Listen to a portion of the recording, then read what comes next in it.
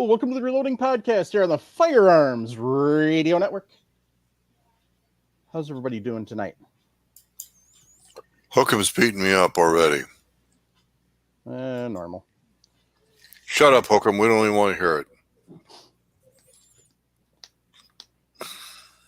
So it's all right. He'll take that out of the show anyhow. Yes, he will. Speaking of show, want to take time to thank Jake and Ryan at Patriot Patch Company for being the bandwidth sponsor of this program.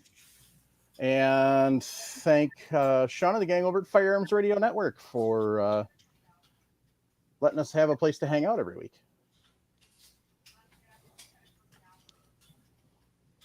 So Travis should be along in a little bit. Sharenda's working overtime again. So, and howdy everyone. Yeah, dang it. Oregon and Washington spread their filthy, nasty smoke across the country. So, is that better, Jim? Yeah. Okay. So, we invited Nick to come back tonight, just to kind of join us as part of the panel.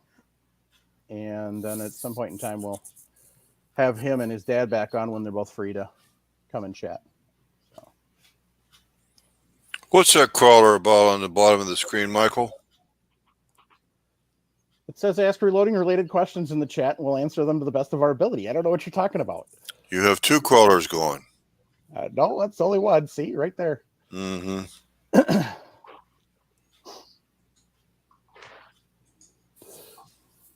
So.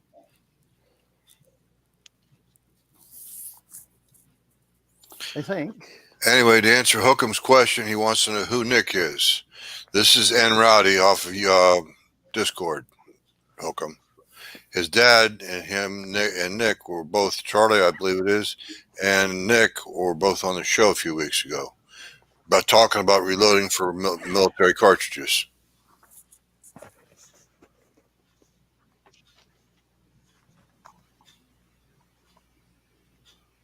All right. Let's see what we.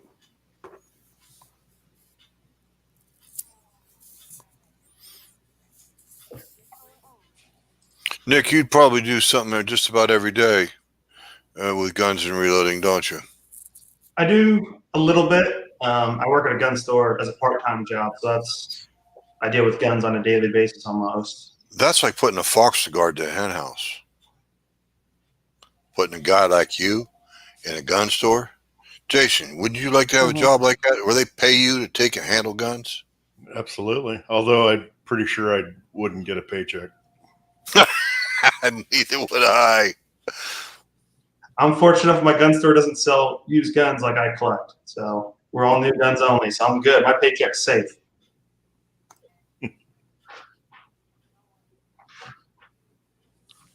All right. Hang on.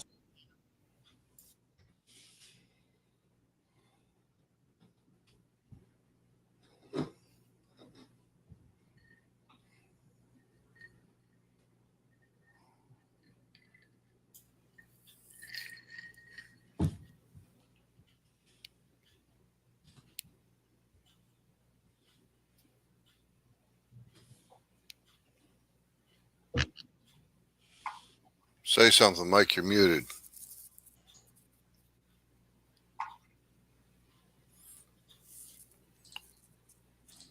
Try it again. Hello, Mike, do you hear us? Hold your hand up if you do. Flip me off if you do. I guess you don't.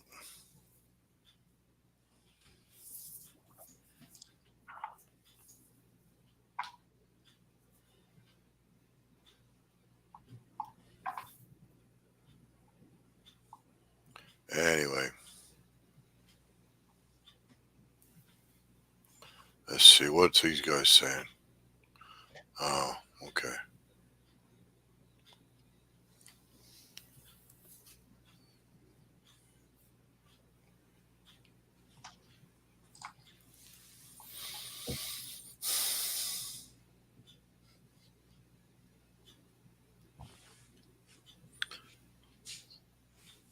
Mike, do you hear me? If you do, we'll put your hand up. Your microphone is muted. Nope, I don't see anything coming or hear anything coming from you.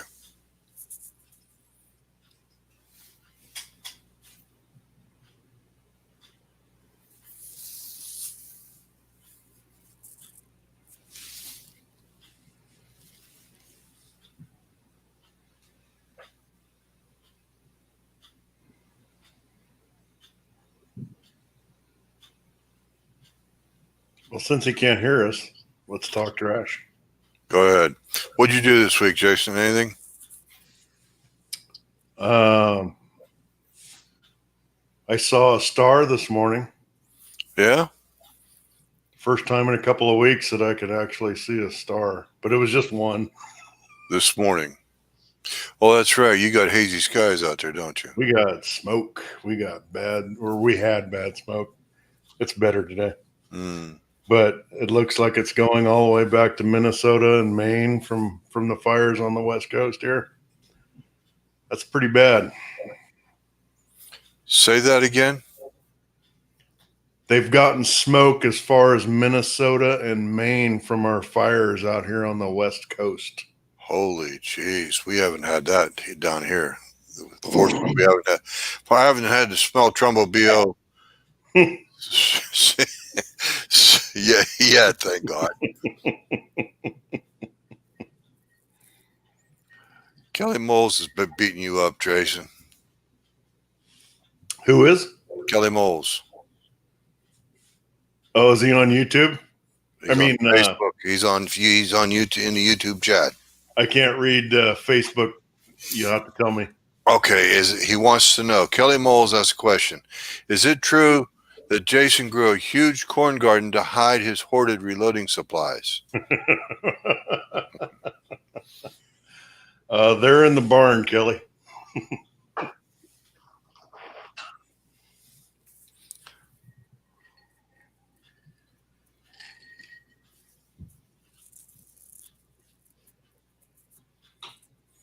Anyway,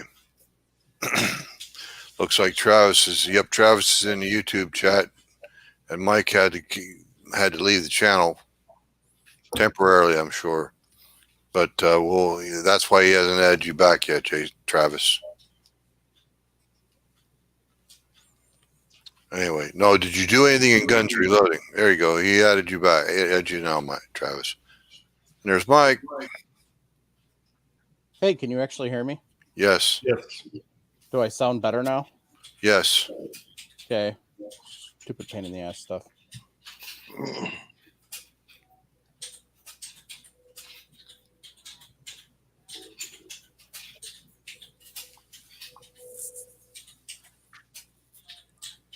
Who's clicking? My wife. Aha.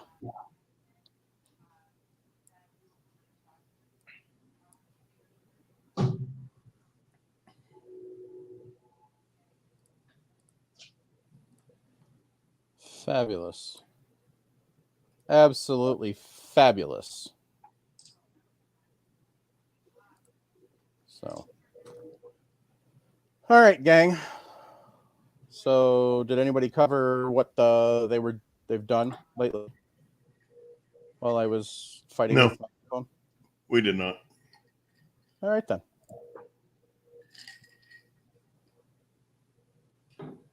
So, Jason, what you been up to? Nothing in guns. Okay. What about everything else? Working? Working. Finally got to see a star this morning because the smoke cleared enough that I could see one. It was actually a planet, but I call it a star. Yeah. So our air quality is getting a little bit better. That's good.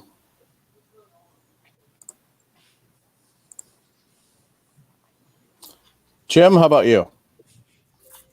The usual, just some little stuff, answering questions, stuff like that. Raising hell about people trying to buy and sell in our Facebook groups. But you see all that. Mm-hmm. Travis? Yes, I did do some stuff. Can you see? Let me grab it.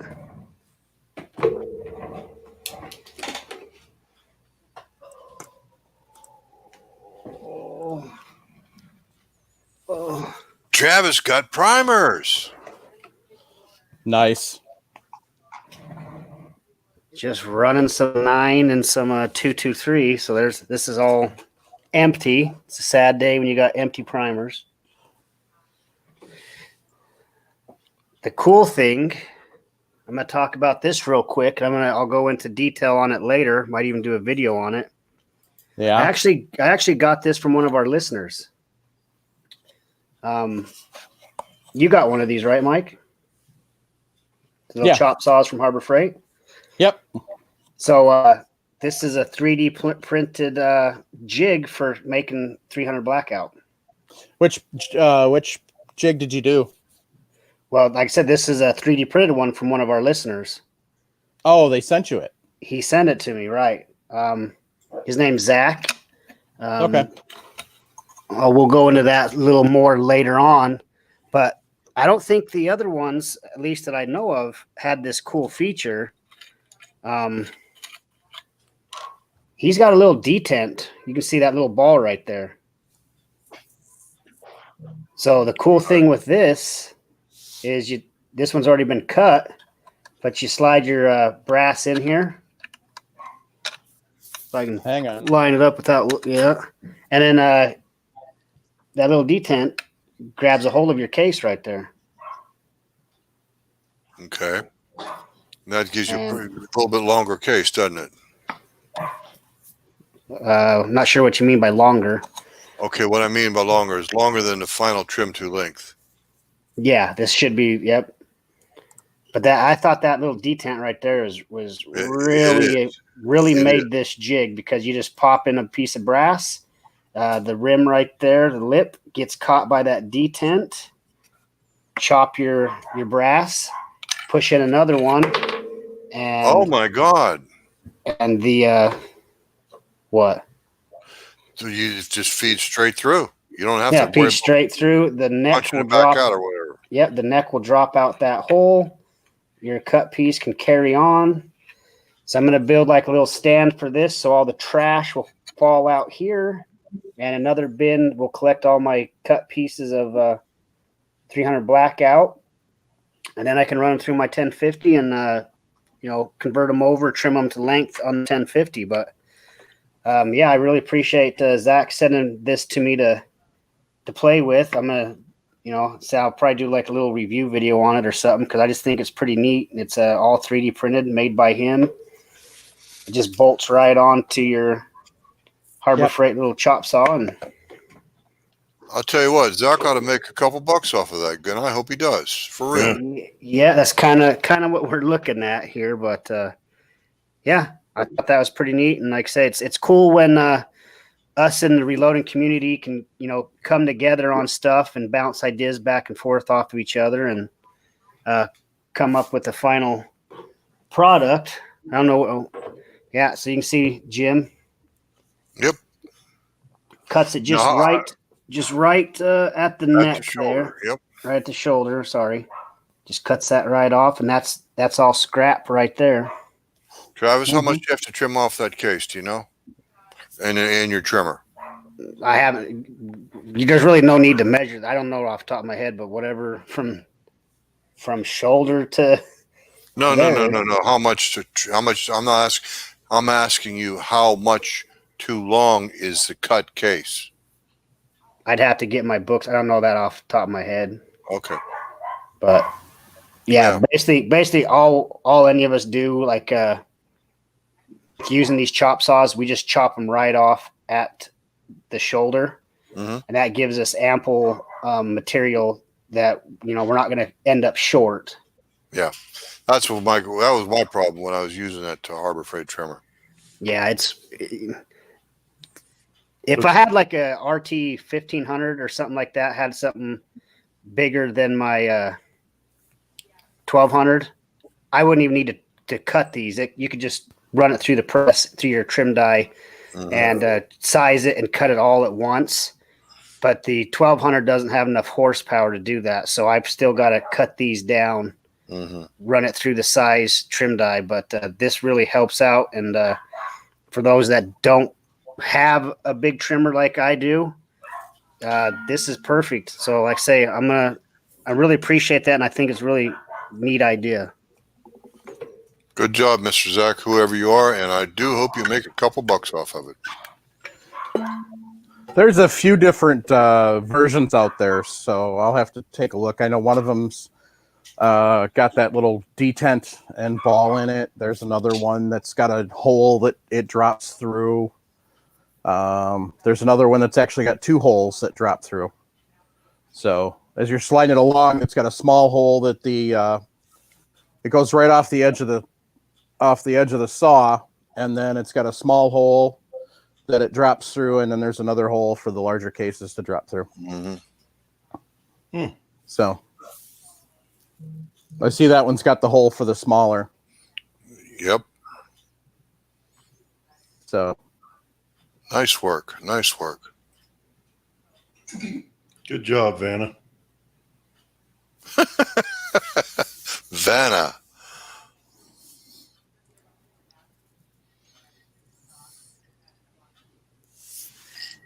Indeed. Yeah, whoever Facebook user in the chat is, they just mentioned, I already answered it, why not just use a Dillon trimmer? And that's the reason. The 1200 doesn't have enough horsepower.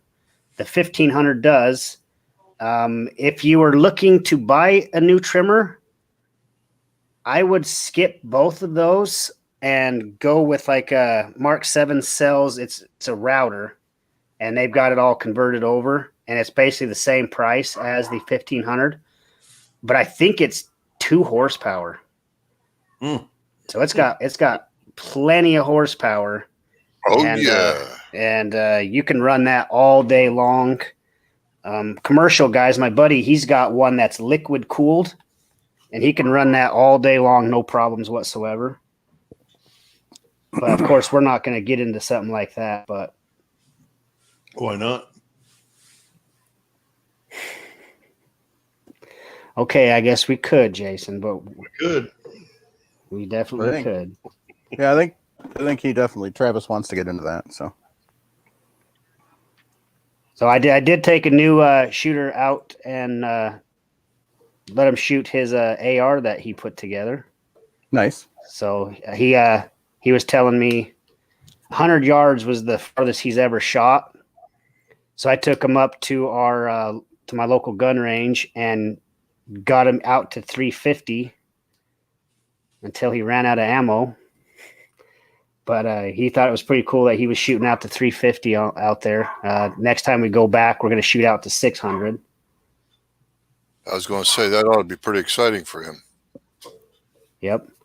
And I did, with all that's going on, I decided to put a couple, I had a bunch of extra parts, so I decided to start putting a couple ARs together. So I've got a couple ARs over there I'm putting together, and we'll see how availability of extra parts that I know I'm going to need, if I can find them or not.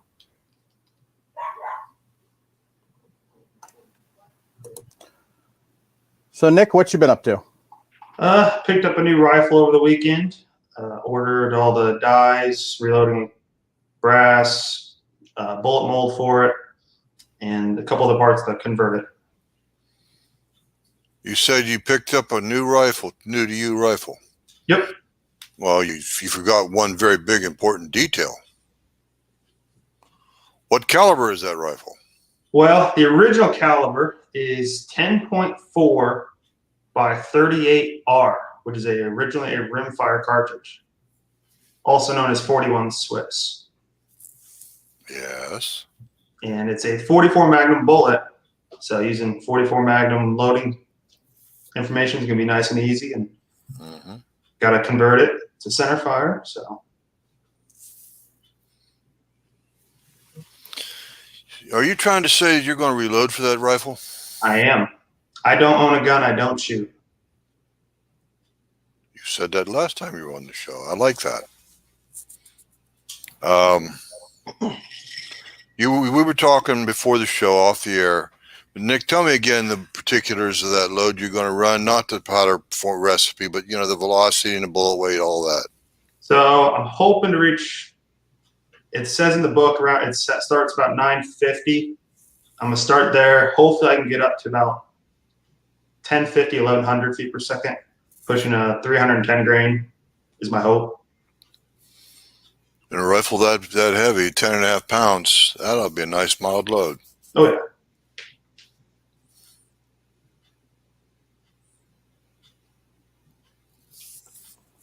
Most excellent.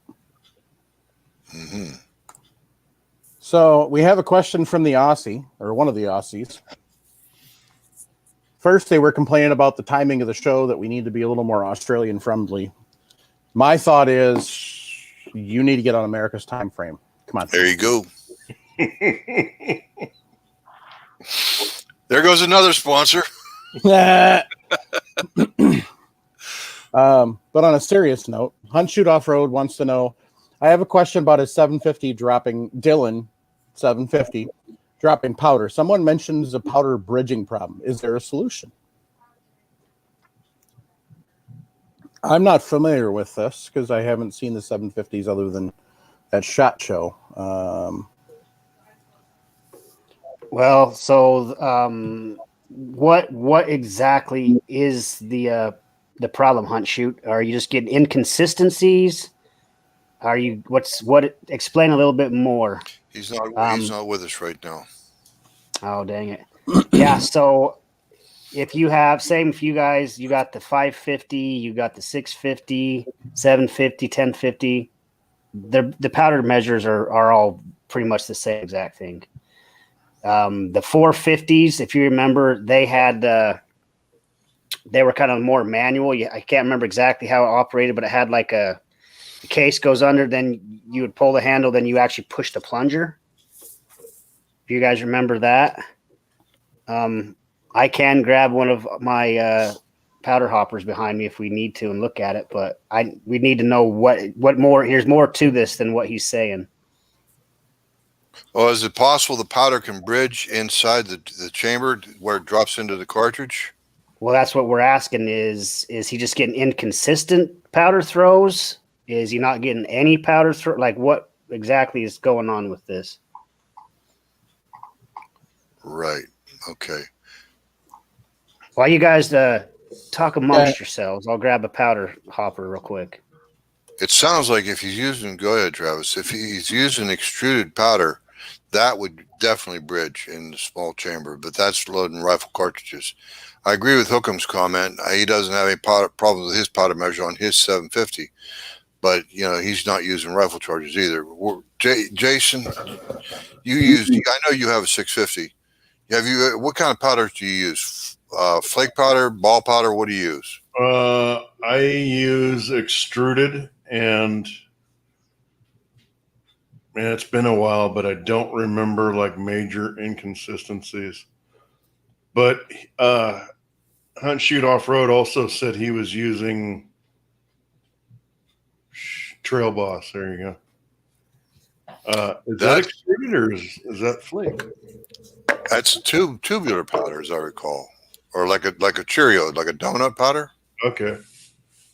It's a large particle of powder, kernel of powder, as I understand it. So it could probably bridge pretty easily. And then he says small measure slide. Isn't Trail Boss? It's a donut. Right. Okay. Okay, so here's Mike. Would you remove that comment real quick? So here's your powder throw. The way it works is your case comes up and it's activated with your case. Right. The case pushes up on the inside, and what Travis is compressing with his fingers is actually done by the leakage and leverage of the case. Yeah, and here's your slide. This is a small one. This is the one he's using. The one I have in here is for rifle. So here's the small one right here. So there's the opening, and you can adjust it right here. You can see that's how you change your charge. So if he's getting bridging, you can see the powder would come out here. Sorry. would come out here, hit the slide bar, and it drops down into your case. So I would imagine if he's getting bridging on his, he's also said he's using 44 mag, so that's a pretty big opening. That's a huge opening, actually. If he was getting bridging on his case, when he goes, rotates it, he'd have powder all over. Mm-hmm. So I can't imagine he's getting bridging. I was thinking bridging inside the bar. That's when he said that. That's what I pictured was some kind of bridging in here. Not filling properly. And that could But Jim be. said, Go ahead. Well, Jim said bridging on the neck, which now I can say 44 mag. That's not happening. I tend to agree with you, but I think what he's talking about, the bridging, might be at the bottom of the charge bar, on the bottom side, Travis, where it drops down into the case neck itself. Put your finger on there, on where it drops down into the cartridge. Yep, that's where I'm saying. Okay, right there where Travis's index finger is. No, you had it before. You had it right the first time. Anyway, up above is where I was thinking, but that's where the case actually comes up. Yes, right there, exactly where Travis's finger is. That's where I was thinking the bridging was happening, in that vertical drop area. Yeah, I kind of doubt that too because it's again because of the caliber 44 Magnum. Well, again, we've never done Trail Boss. I've never done it. And I've loaded 44 Magnum quite a bit on my 550. Yeah, when if you notice when he said he had bridging, I said, "Well, stop using extruded powders because then you're thinking, those are kernels, and that's when you can get bridging." Mm-hmm, mm-hmm. But with Trail Boss, it's a donut. They're just like, what's another good way of explaining that, Jim? Besides donuts, Cheerios. Something. Yeah, okay. It's fluffy though. So yeah, I can't imagine. I don't know. Do you want me to just go grab one of the bottles I've got and get the webcam and put it on camera so people can really see? And I don't know. There is a minimum if you look. Okay. There is a minimum. I mean, you can open this pistol one up, this small bar up quite a bit. Mm-hmm, yep. Same thing with the rifle. You can close it down quite a bit. Mm-hmm. See? Don't put your finger in there, Travis. You'll get it stuck. So maybe hunt shoot. Maybe you need to put in a large rifle bar, shut it all the way, and see what the minimum is with the rifle. But I feel like we need more info from him when he gets back. Maybe I'll text him in a minute if we don't hear from him. But I'm wondering if he's just getting inconsistent powder throws. Nick's dad's in the chat, and he said that it's Raymond Rowden. He says, quote, Trail Boss is a high bulk powder which may be causing the bridging. And Travis is exactly right. It is a round powder which creates bulk. A round, I said. It's like Cheerios. Like a donut. And Mike left the channel for a few minutes to go get a few grains, a few kernels of his Trail Boss. Well, somebody else did. I should have said this too. What I found helped out with my inconsistencies was putting in a baffle in my hopper. I don't know if maybe right there you guys can see there's a cheap plastic one right there. So the baffle helps. Look at this tube I have on this one. This looks like something you remember from college, right, Jason? Sorry. But if this thing's full of powder, that's all the weight pushing down on here, So the baffle helped distribute the weight, helped meter better. Just helped with the flow of the powder and keep everything consistent. So hunt shoot, if you don't have a better baffle, there's a company, Prairie Dog, I believe is the company I'm thinking of. They make a very very nice one. I can grab one out of one of my other hoppers. That's the one I would recommend. But I'd put a baffle in for sure before you change out your bar. Put one in, see if. But like I say, we need more info from Hunt Shoot. Well, apparently Paul Thoreau is familiar with this problem, or at least slightly familiar, because he says it happens in the powder funnel, which is caliber specific. That makes sense too.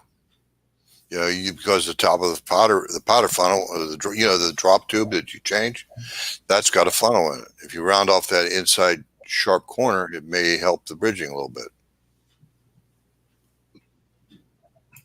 But I don't know. There's Hunt Shoot right there.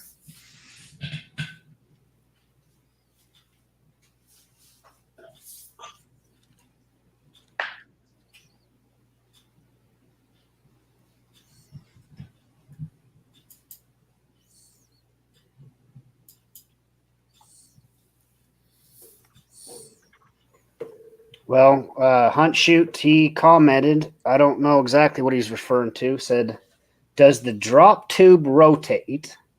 Could I modify it to the same shape as the slide at the top? I wouldn't modify anything on this.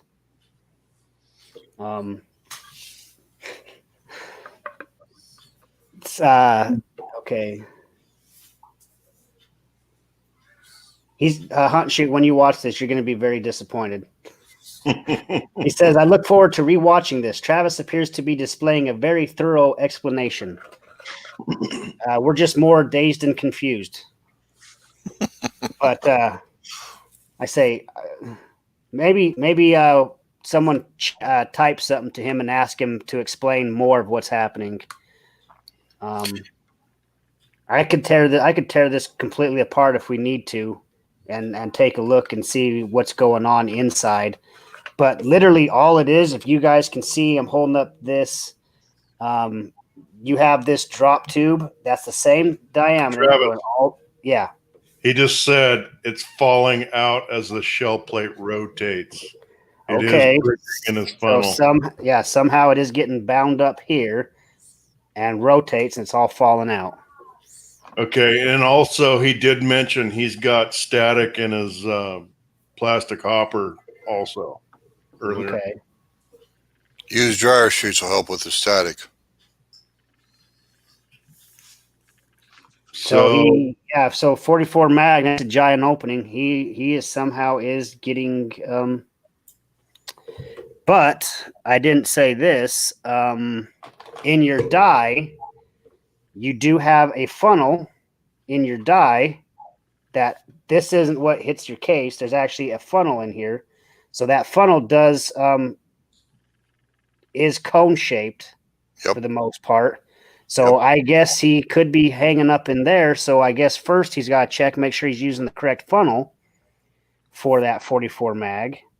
That's the other thing too, because if Trail Boss is as bulky as I think it is the hole through the funnel large enough to accept a single donut or several donuts at one time of this Trail Boss powder? I've never used the stuff. Yeah, so I don't know. I think I completely forgot about that, but I can see that could very well be happening. You would expect, though, if he's using the correct funnel, that wouldn't be happening, but Well, we don't know the inside diameter. We never thought to check it. Hunt Shoot, did you catch what we're talking about? The diameter of the hole down through your powder funnel, the one that actually contacts the case, is it large enough to accept the circular kernel of powder you call Trail Boss?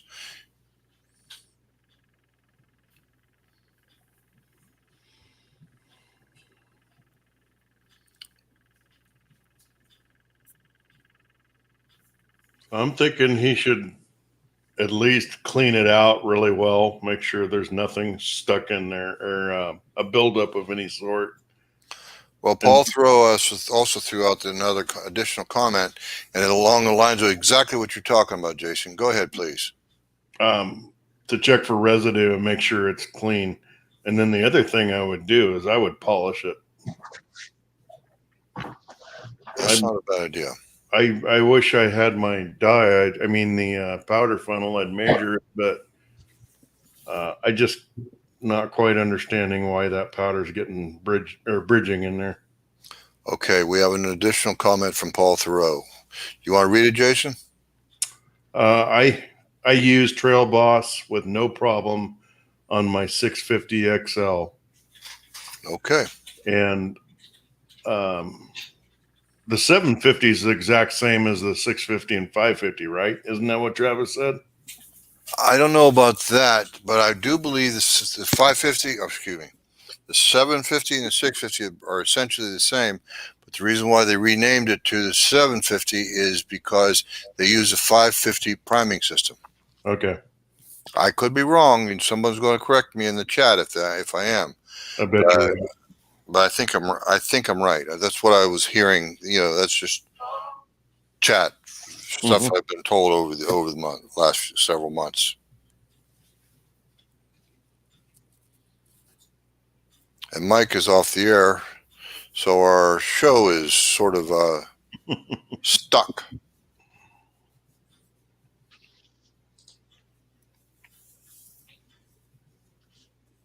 Might be faster if you go get your parts, Jason, and your calipers. I got my calipers in my hand, but you can't see it. I got dial calipers right here in my hand. You want to buy them, Jason? $25. Sure. Yeah, okay. I'll believe that when I see the money. plus $10 shipping. Shipping? Yeah, shipping. I ain't paying for shipping. What kind of calipers you got? Tri-10, Chinese made. Yeah. They're dial calipers. They're not digital calipers. I love dial calipers. They're easy to use. I'm so glad I got away from those digitals. You don't have to depend upon a battery. That's for damn sure. That's why I quit using my Frankfurt Arsenal. But the one thing about the dial calipers is make sure you get one with a 100,000th travel on the dial. Mm-hmm. Because if you get one of the other ones that's where it has 200,000, it's a bitch to read. Okay. You know what I mean? It's like, yeah. Hey, Chris Sharp has a message for you, Jim. Oh, well, this is strictly between Jason and I, Chris Sharp, so close your ears. Well, can he say it on the... No, he's not allowed because this is a private conversation. We're waiting for this is all going to get edited out. Oh, that's right. This is YouTube. It's live. Actually, YouTube went kaput. Did you know that, Jason? No. What happened? It says an error occurred. Please try again later. Playback ID, etc., so forth. Learn more. I press the play button and nothing happened. I'm on YouTube and it's working for me. That's probably a local problem I got right here. You know what I'll do? I'll just refresh my YouTube feed. Where it worked. Okay, Chris Sharp took out his hearing aids, so he doesn't hear a thing. I hear nothing. Nothing. It's okay, Sergeant Schultz.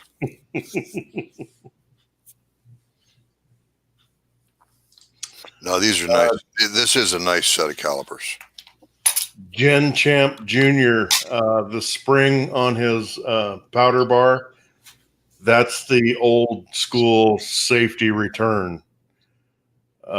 They've gone away from that and they don't have that spring, but a lot of people love the spring. I've used them and I kind of like them better too.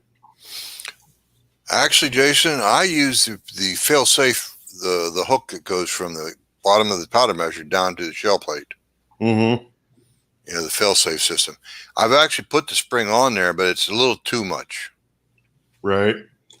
But when I first got the 550, I had the springs on and didn't have the fail-safe bar.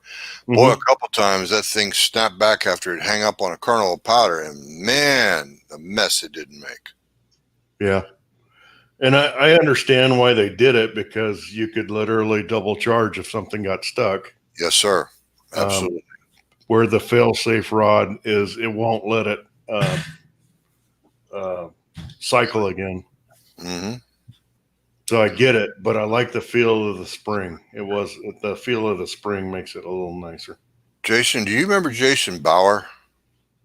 Yeah. Okay. Well, We remember, interviewed him. yes, years we ago. did. Yes, we did. And if you recall, one of the first rounds he loaded up, or one of the first in the first batch, he accidentally had a double charge on his Dillon's equipment. I think it was Dillon equipment. Hmm. And if on a 550, as you know, he can easily double charge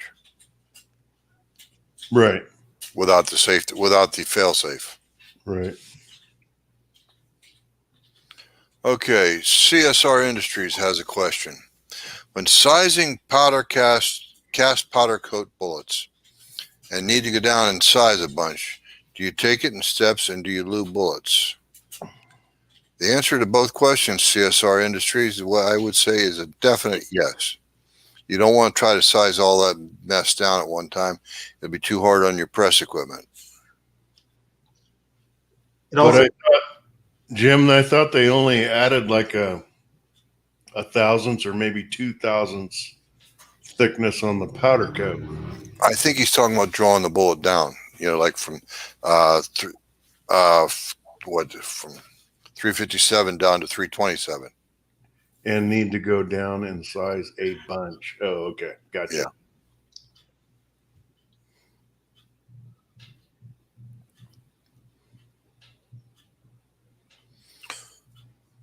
Good comment, Paul Loud. Paul Loud's got a comment up answering CSR Industries. He started using Hornady one shot on his powder coated projectiles for sizing, and that's CSR. Okay. Yeah, CSR found out the hard way that you need to go in gradual steps. Yeah. His further comment, I tried and broke the links in my bolts in his linkage. Hey, Travis, your shop looks great with lights on. Yeah, sorry, I was talking to a contractor. I'm actually having a contractor come over Thursday and build. Right in front of me I'm in the basement. Right in front of me, I'm going to have another wall put up so I can put another 20-foot bench and upgrade the podcast situation too. So I'll have another wall back there because this 30-foot bench might sound like a lot, but you can see, look at it, it's just so cluttered. It doesn't seem like no matter how much reloading bench you get, it's always cluttered. Yeah. You always run out. And when you have 60 feet, you'll still not have enough, Travis. That's just the way it works. That's what she said. Welcome back, Mike. Did you find your trail boss? Yeah.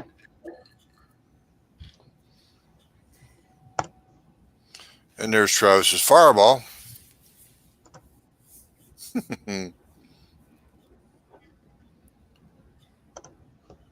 Oh, we're on Mike's webcam.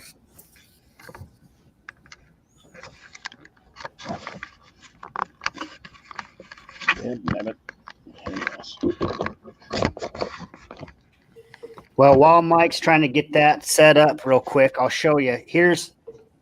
There's different styles. This is for 300 blackout. And this is the funnel. This one is slightly different than I was picturing for the 44. This one, the case goes inside like this, and it pushes up against the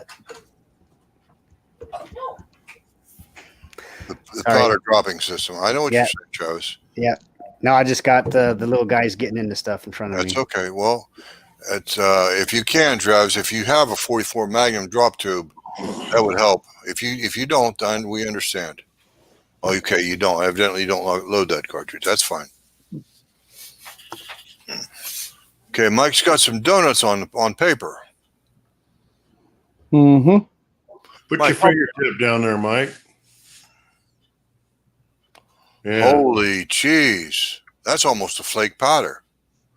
Yeah, that helps a lot, having your finger for scale. Yeah. And I can tell you, Mike doesn't have real big hands.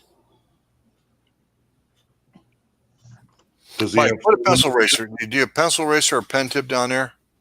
Something to give us a little better idea of the scale.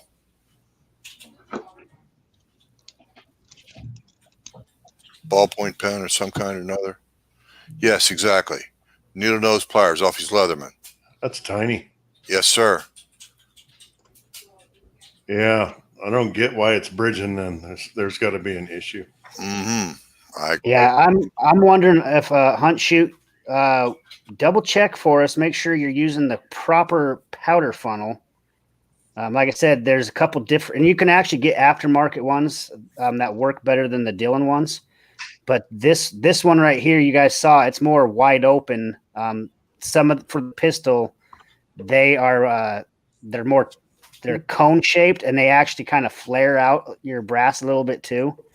And I can see that one where it tapers, that's going to have a smaller opening, and I could see that happening. But you can see those are pretty tiny. But when you get a whole bunch of them piled up, I could see it bridging, I guess. And like I said, I couldn't picture it bridging unless when he rotates, the powder was, falling out all over his shell plate. And then he did come back and say, no, I got powder on my shell plate. So that's telling me that, yeah, something's hanging up, or it is bridging at the case mouth. Maybe because he lives on the bottom end of the planet, Travis. Think about that? Maybe the power's trying to go the opposite direction. Exactly. All right, could happen. The toilet bowl runs in the opposite direction, so. Right.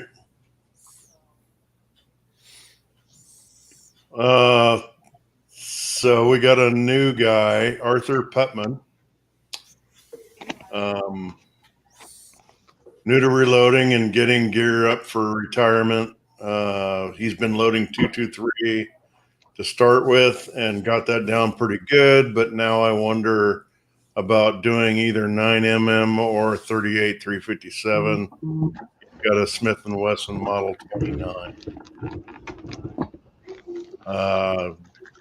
Isn't a 2944? So the question that we should all be asking is, Arthur, why are you trying to decide between the two? Correct. Right? If you just like, I found a detent spring. I had to build another AR, so you've got 9mm brass or 357, 38, whatever. Guess what? You're in the game now. You need to load them both. But actually, what his next question sort of clarified it. Which one would be good to set up for next as for learning to do pistol? So apparently he's going to do both. So I disagree with you, Travis, as usual. I would say 38 357. Travis and I love to argue, and we love to disagree. Sometimes I think Jim does it on purpose sometimes. No, you do it on purpose, you shithead. It looks like you're correct, Mike. It is a 44 mag. But so, Jim, let's say what's the purpose you're saying 38 357 is going to be easier than 9? Help me out, Jason. You load 38 357. Well, Jim, you said your point. So what's your thoughts as to what your comment was? I think it's a very simple, very easy caliber to reload for. And you wind up with a little bit of a flare, like to drop your bullet in. And it's just easier. To me, it's easiest to set up. Okay. The only reason I can see you saying that is we know 9mm is tapered. Right. Is that your purpose as to why it would be easier? No. It's because the cartridge case itself is actually smaller, and it's more difficult for my fat fingers to handle. Jason, you going to help me out? You going to help back me out, buddy? Or are you going they're pretty much the 357. It'll actually knock those poppers down, whereas a 9mm won't. I'm just kind of going there. Yeah, but he's only going to get 6. Depends on the revolver he's shooting. He's only going to get about 6 to 12 shots off. Yeah, well, you're also not going to burst the revolver cylinder if you load like you got good sense instead of trying to load those 147 grain bullets up to major caliber. Well, just thank God he didn't say 40. Travis, you hit a popper 100 times with your 9mm, or hit it once with the 357 Magnum. You could have 1,000 rounds, but one round with the 357 does the job. That's all I'm saying. Well, I was trying to get an honest because I was curious as to Oh, what. you want honest? You better go to another podcast, dude. Mm.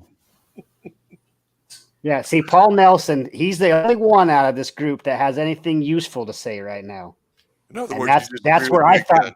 that's where I thought Jim was going, but obviously Jim didn't know what he was even saying because the only reason I could see the difference from 9 and 38 357 would be that the one is taper crimped and the other is roll crimped. So I was honestly curious as to what Jim's reasoning one versus the other was.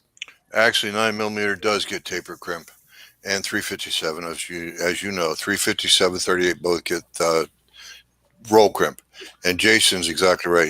I should have thought of that. That's my fault. But Jason's right. 357 has a hell of a lot more authority. In fact, my favorite caliber has just as much of authority as the 357. My fabulous 40 Smith & Wesson. Yay! Thank you for the nice segue, Travis. You mentioned the number 40. I just had to throw my caliber out there. I like Paul Loud's comment there. The ammo shortage is bad whenever people start shooting 40. Oh, geez. Mike, you can ban him from the chat, can't you, Paul Out? Yeah, that's not a bad idea. But back to Arthur. Arthur, he says he's going to be using a single stage RCBS press. Actually, I like Chris Sharp's comment. Actually, he says, Jason, it's not the round that's being shot. It's the shooter himself that's the issue. And the shooter in this case would be Travis raising the issue. Hey, at least I'm out there shooting, Jim. You got that right. You got that right. For now, you got that right. We're having fun. That's what he's about. Yeah, so there's that trawler again, Michael. It says Jim is still older than Nick's new to him rifle, and Nick hasn't said a word. Nick's going to get beat up just as well. Jim is still older than Nick's new to him rifle. I mean, That's model 1859 rifle. 69. Excuse me. There now it disappears again. Well, for Arthur, value-wise, it's more valuable to make, let's just say, one round of 357 versus one round of 9mm. So that's something to take in account. It is cheaper to load for 9mm. If you're just looking for experience, depends on how much you shoot. That would be, for me, the deciding factor as to what I wanted to load. Am I going to shoot more 9 or am I going to shoot more 38s, 357s? Which one am I, find more enjoyment out of shooting?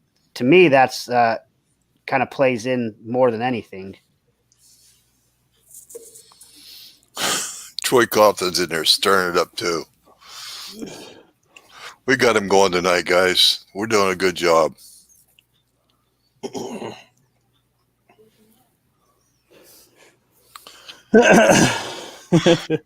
I see it. No, I was commenting about how old were you in 1869, Jim? I said I saw it. Anyway, actually, I'll give Travis one thing on the 9mm cartridge, and that's efficiency. 9mm is definitely a more efficient caliber than the 338 or the 357. They both require a bit more grains of powder, and by that I mean grain weight. They both require and use a bit more powder to shoot a little bit heavier bullet. Standard load in 357 38 is 158 grains, whereas a standard load in 9mm is what, Travis? Well, it depends on the shooter. 124 or 125 grain. Yeah. So it's a little bit more efficient. Arthur says he's going to shoot both a lot. He's just looking for the experience. I would probably say experience-wise, the 38 357 is probably going to give you more experience. You can use the same die to do 38 and 357. The 357 case is a little bit longer, And do they have like a shim? I can't remember. I've got a set back here, but there's a Yeah. shim or something, right? Yes. So as long as you pay attention to that, but that will give you more hands-on learning experience than doing a 9. I do have another caveat, and it's going to be the correct answer. Travis will even agree with this. Arthur, I would say it depends upon what's your favorite caliber to shoot. Then go with what you like. If you Yeah, like he 9 just- better, go for it. If you like 38, 357 better, go for it. Whatever you like, sir. He says he likes both, and he's going to shoot both a lot. He's just looking for the experience. Well, you like Okay. 9. You like apples. I like oranges.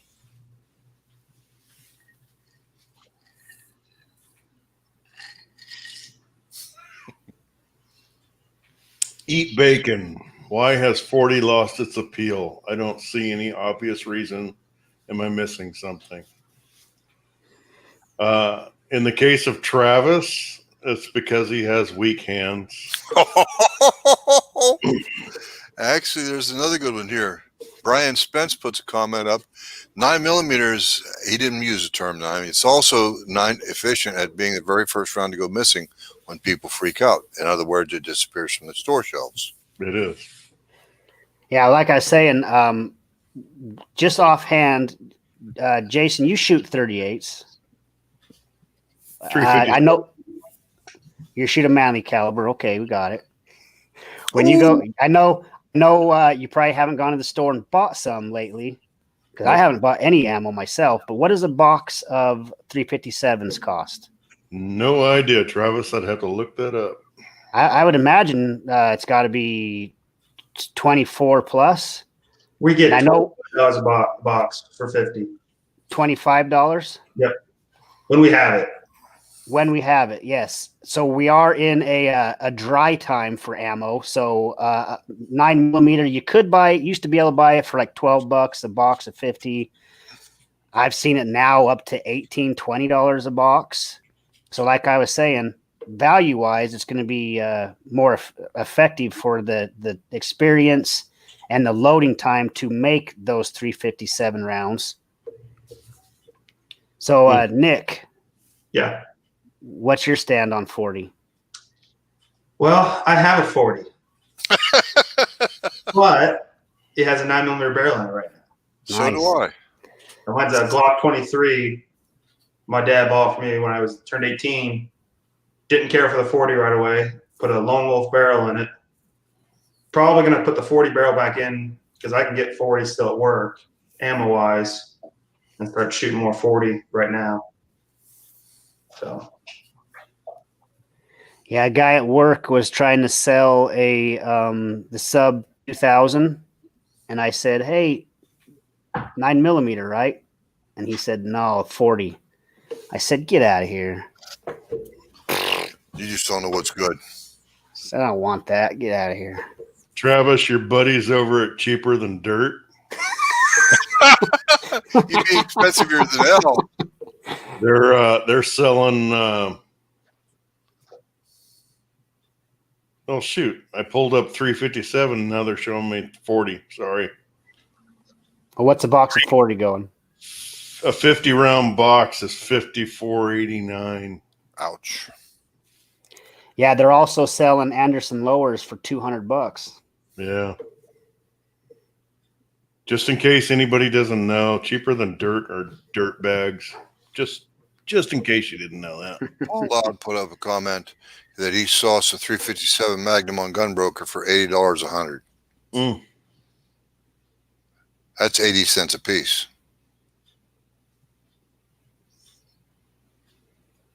Hunt Shoot says, you guys are almost feeling like what it is like to be an Aussie with those prices.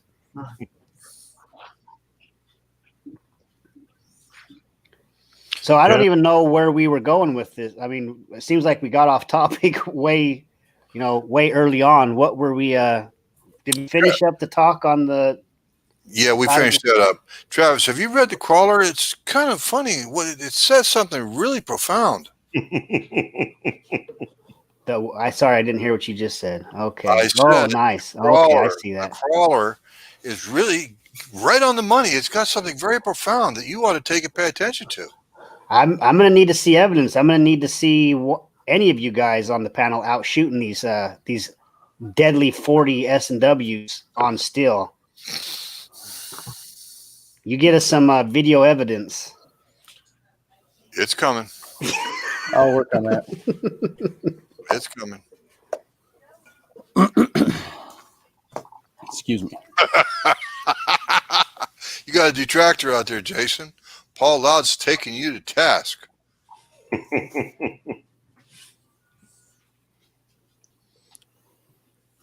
I apologized. I shouldn't have said that.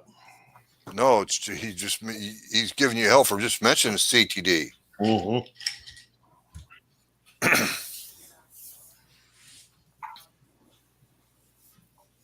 Uh-oh, Nelson says 40 short and weak will bounce off poppers.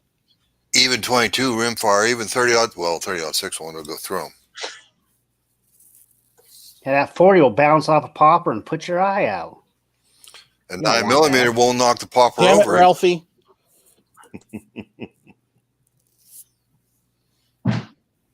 Anyway, All right, well let's get some questions going for the new guy on the panel. well, actually, I have So one here. the next question. Go ahead, Mike. I have one that I was going to post before my video and audio went to crap. This is from Kelly Moles of views via Facebook. Okay, here's a question. With shortages we are all experiencing, I have a couple pounds of old powder. Still sealed, but what is the best way to find out if it's good or not? Pretty simple. Smell and look. If you crack that puppy open and it smells like rotten eggs, no. If you crack it open and it looks like the back end of a Toyota Tacoma that's been in Wisconsin all its life, no. By the way, for those of you who don't get that reference, it's pure rust. Well, I was going to say if the powder is a bit rusty in appearance, you don't want to try to use it. If it's not a DuPont powder, it probably shouldn't have any odor or aroma at all. But the DuPont powders, the IMR powders, are known for having the odor of ether. And you guys that use Hodgdon powder, do they have like H4895? Does it have an ether aroma to it? I don't remember. I don't either, and I don't think I have any right now because I stopped using it. I know. Kelly, I if might. you have any powder in question, just bring it to me. I'll check it out for you. Oh, good grief, Jason. Well, I yeah, think some of the Jason's got a bottle of Hodgdon powder on the shelf, I think. yeah, I've got several over there. Do they smell like ether, Travis? I can't remember. I've got different brands. I know I've used some old powders. One, like Mike said, if it's clumped up, like really clumped up, you can tell moisture's gotten in there. Yeah, you don't want to use it. You can just tell by looking at it. It looks not like the color looks faded. And I have smelled powder, and it kind of does burn your nose a little bit. Jason's getting high on the ether. Wow. So that's the expensive Smells great, stuff don't it, there. Jason? Smells like freedom, baby. That's So right. a Facebook user just put in there 915 that all his Hodgdon powder smells like ether. I don't know what ether smells like, but this smells amazing. I think it smells like So GCW. Smells What? like what, Nick? apples. Really? That's what I think it smells like. I think you should change apple trees or something. I don't think it smells like apples to me anyway. Okay, well, Mike, And Nick's dad agrees with Jason. It smells like heaven. Ether. Mike was gonna say probably the correct answer. It's sad to say, but Mike, what's the kind of the correct answer if in doubt? Throw it out. So GGW said if it's bad, flush it down the toilet. No. There's so much better things to do it with it. At very worst, you can use it as lawn fertilizer. but it makes a hell of a good fire starter. Mm-hmm. It'll still burn. It just doesn't burn well. Or consistently enough to use in a cartridge. So. Hunt Shoot Off Road's got the right answer. Yes, it does. Burned powder smells nicer. I got trouble coming over my right shoulder. Smack him. Smack him. They want you to hit me, Marissa.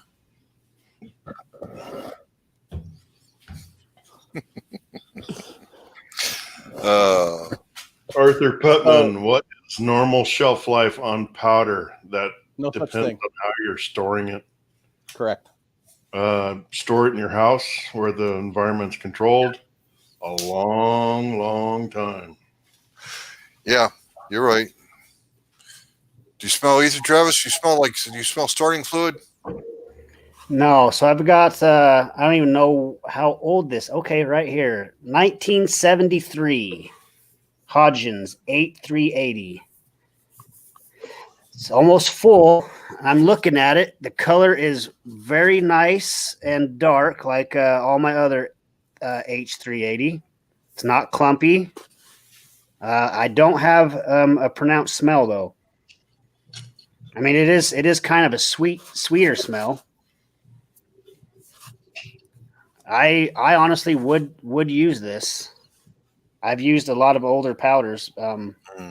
You can tell just by this. I mean, if I had this and the can was all rusty, in bad shape, then I would be like, oh, I don't know. I might go for the garden. But you can see this can is immaculate.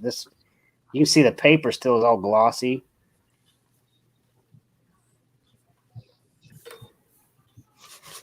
Yes. Yeah. Storage is key. So, Arthur, we think that your powder should be fine.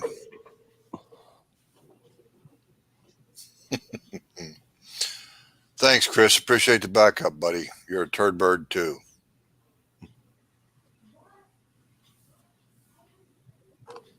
Oh, Chris Sharp put up the comment.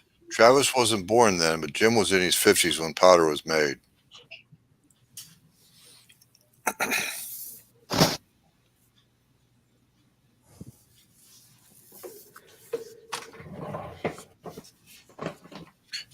You're welcome, Mr. Putnam. Thank you for asking.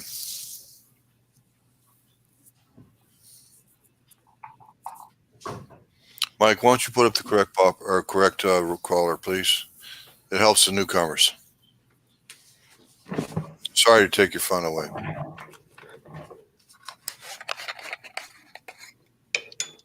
There you go. All right, so. Hey, so I got a brand new bottle, H380. Got the older one here. I mean, things could have changed, but this newer one does have more of a pronounced smell to it than the 380 or the 1973 one. But looks wise, maybe I can pour some out. We can take a look here, and you guys tell me if they look different to you. So here is the older stuff.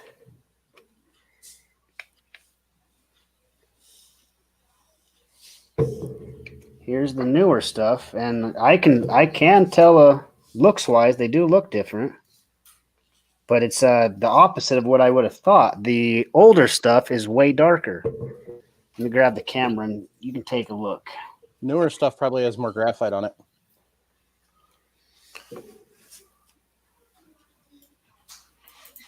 Yeah, you see the older stuff is way darker and the newer stuff is kind of more grayish.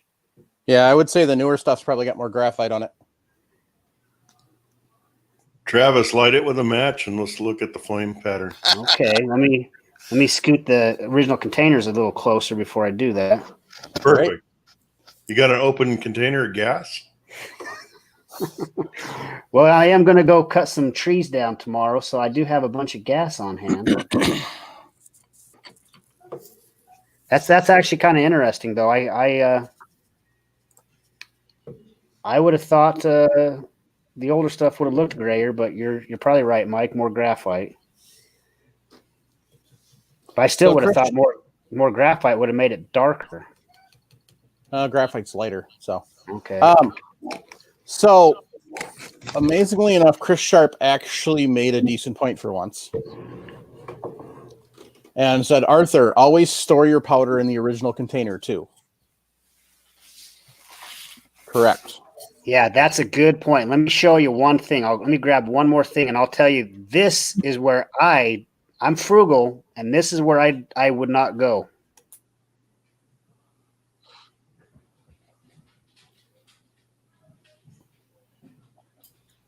Mr. Putnam has an interesting comment. Have you ever seen a black powder stump remover? Yep. I've also seen actual legit quarter sticks of dynamite stump removers, which are a lot more fun than the black powder ones. Okay, Yeah. so here is a container. It's marked 4350. I'm not going to use this stuff because I don't know, I'm not sure what this is. Did you create that label, Travis? Of course I didn't. I wouldn't do that. I'd keep it in the original container. Yep. But So you don't know if it's IMR 4350 or H 4350. I don't know anything about this other than it's some kind of gunpowder. It smells like it's still usable, but I have no clue what this is because it's not in the original container. Could that be the original container and the paper label came off? I believe it is. I'm guessing this is correct because I did get this from an older friend of mine. You have friends? He's no longer with us. Oh, sorry. So I can't ask him anything. And I'm sure this is the original container. And yeah, but I'm not going to use this because it's not in the original container. I didn't put it in this. I wouldn't have put it in this. But yeah. Well said. That is good advice, Chris. Original container.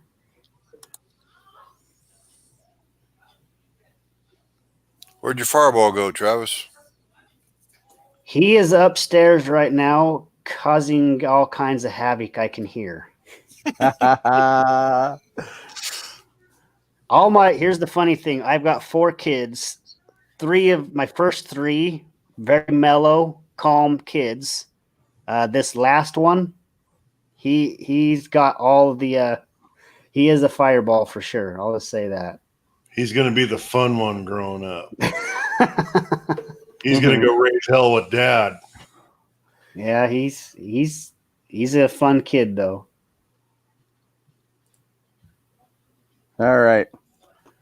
So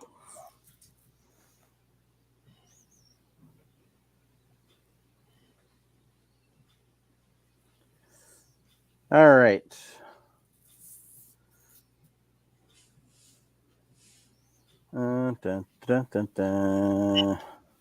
Okay, so this was this first question here, or this only question we're going to cover tonight. Was from Jeremy to Jim, and not Jeremy Rowland. Hey Jim, I'd like to pick your brain if possible.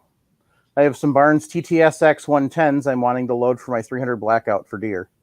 I can't find any load data on them, and Barnes don't want to tell me anything but buy the new TAC TX bullets or cartridges because they're loading them now, so they don't want to give you reloading ammo or reloading info.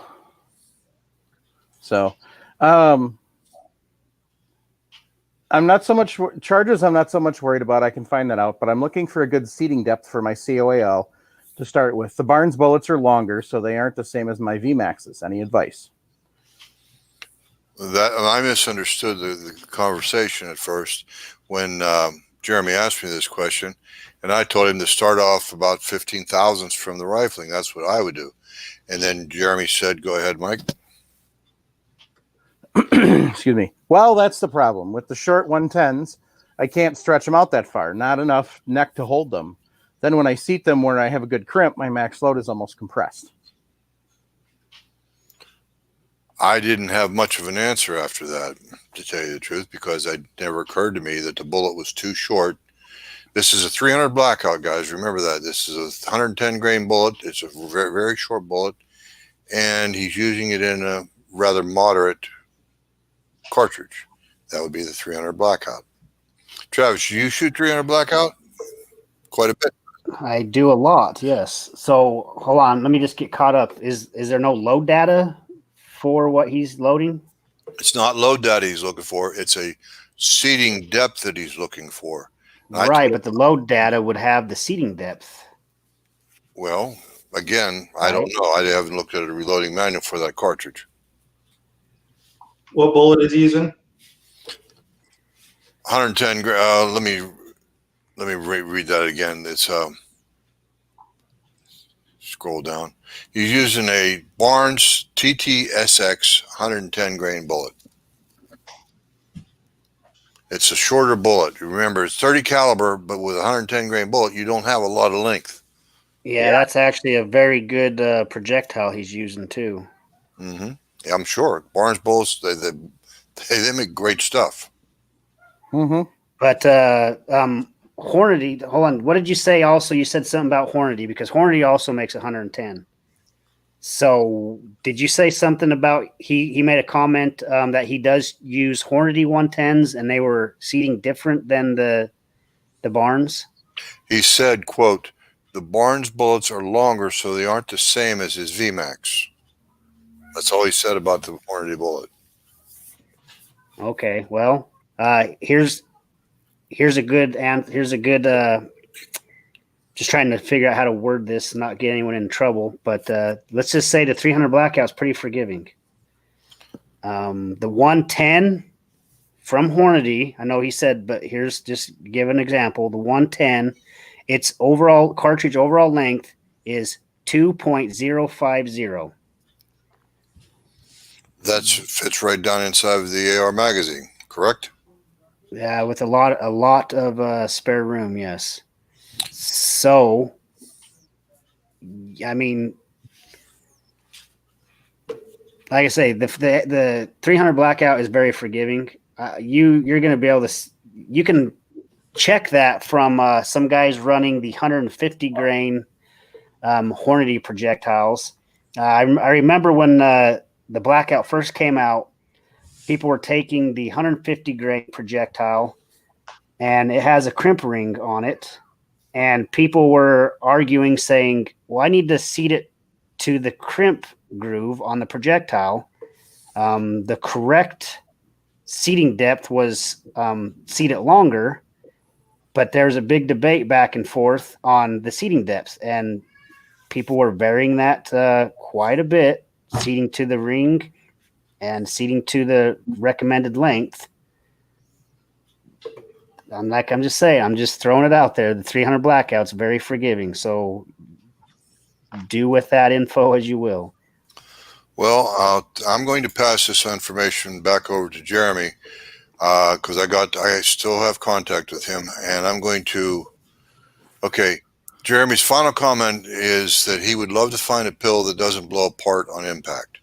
That's why I've looked into the Barnes. I want to keep that weight retention on impact, but besides the Hornady FTX and the Barnes TSX, he's fairly limited. Well, excuse me.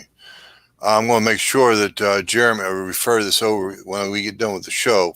I'll make sure I have this link to give it to Jeremy so he knows that we're an hour and 18 minutes into the show recording, and he'll get some of his answers. Well, I say I when I load stuff that I don't have a manual for, I like to just look at comparable grains. So I would still kind of use that Hornady info and kind of just vary it as need be. Mm-hmm. You know, I hate to say it, but I don't see any problem with loading it plus or minus off of that recommended from Hornady. Remember, though, the problem was the bullet is so short that he can't load it out far enough. There's not enough neck on the 300 blackout cartridge to hold that bullet at 15 thousandths from the lance. The bullet itself is too short to But load he's that long. yeah, he's also the 300 blackout is not a precision round, so stop trying to load it like you're loading for a competition, precision rifle series. I wouldn't argue with that either. That's the cool thing with the 300 blackout. You got look at it like this: you got 110 projectile. There's a whole bunch, but let's just go 110, 150, 200, 230. What's a 9mm? 115. You got a 45, which is 230. That 300 blackout is very. It's got a wide range that you can use it for. I have some that I load at 110, and I use the Hornady. I have some that I load at 200, and I have some at 230. It's a very forgiving round, but it's not a precision round. I would just say stop overthinking it and just load the things and go out and enjoy them. Well, he wants to take and use it for hunting, so he wants a round that will perform well on impact. Then Well, why he's is gonna have he to get some using? gel. Two answers. Mike, you first. So if he's using it for hunting, why is he using 110 grain? Exactly. Travis, would you say? I was gonna say if he needs to find out what it's like on impact, get some gel. Well, my answer to him, remember, this is my personal opinion. My answer was simply, personally, I prefer a more significant impact from heavier caliber, from heavier projectiles and calibers. That 110 will work. He's probably going to use it on whitetail. Yeah, like on some a lot of people I know they shoot hogs with it. Hogs got thick skin though. Mm-hmm. Well, for some reason, he seems to be trying to tame down maybe on the recoil. I don't know. Yeah, they don't. The other thing you can do is Barnes makes their own. They make their off the shelf 300 blackout ammo. I am sure if one of us Googled it up, we could find an overall length on the store bought stuff and just match it to that. Just match it right up to what Barnes is, selling their off the shelf ammo for. If you're planning on, go ahead, Mike. Hollow Point 110 grain is got an overall of 1.97. If you're using the 30 carbine bullets, the 110 grain round nose, it's got a overall length of 1.845. So that's kind of give you an idea.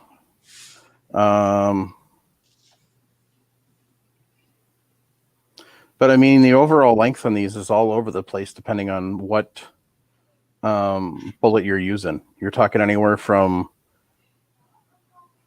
that 1.845 to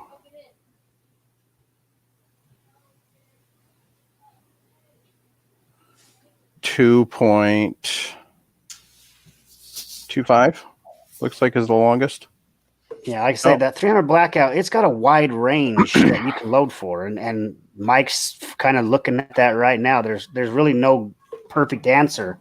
If this gentleman wants to load, you might have to go buy a box of off-the-shelf Barnes ammo and just match the overall length to that, if that's what you're looking for, because then that's what Barnes is kind of recommending. There should be some data out there that you can find. The 110 from Barnes, I know, is an excellent projectile. Those are supersonic. They're not subs. Mike, we got a very interesting comment from Brian Buffard.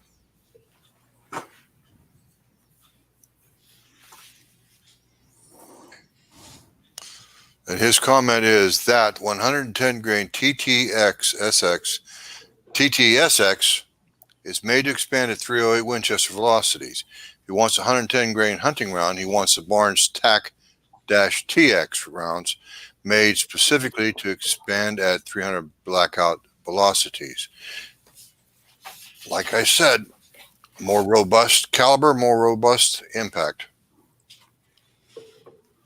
Yep, Brian is 100% correct. I just typed in Barnes 300 Blackout, and there off the shelf is the 110 TAC TX. And they've even got,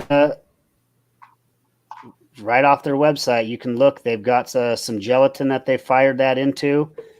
Tells you everything, the weight retention, the penetration, the velocity on that. And you should be able to match up a lot of stuff to match almost exactly what Barnes is selling, if that's what you're looking for.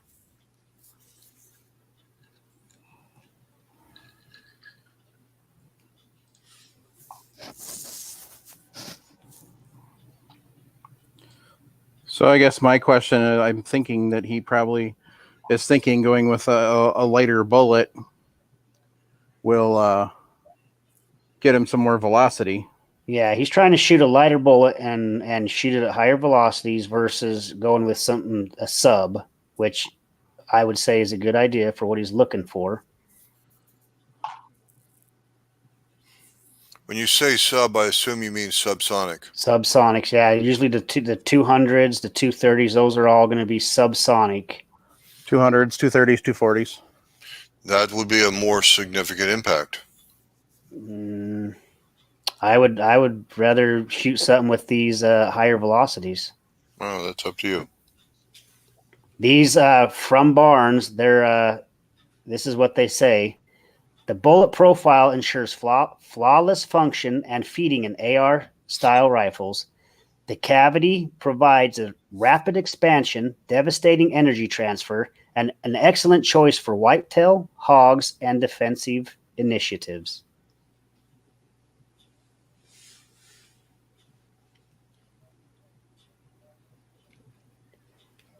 Yeah, you're gonna shoot a hog with 230 grain projectile going at 1050 versus 110, 120 grain projectile going at 2350.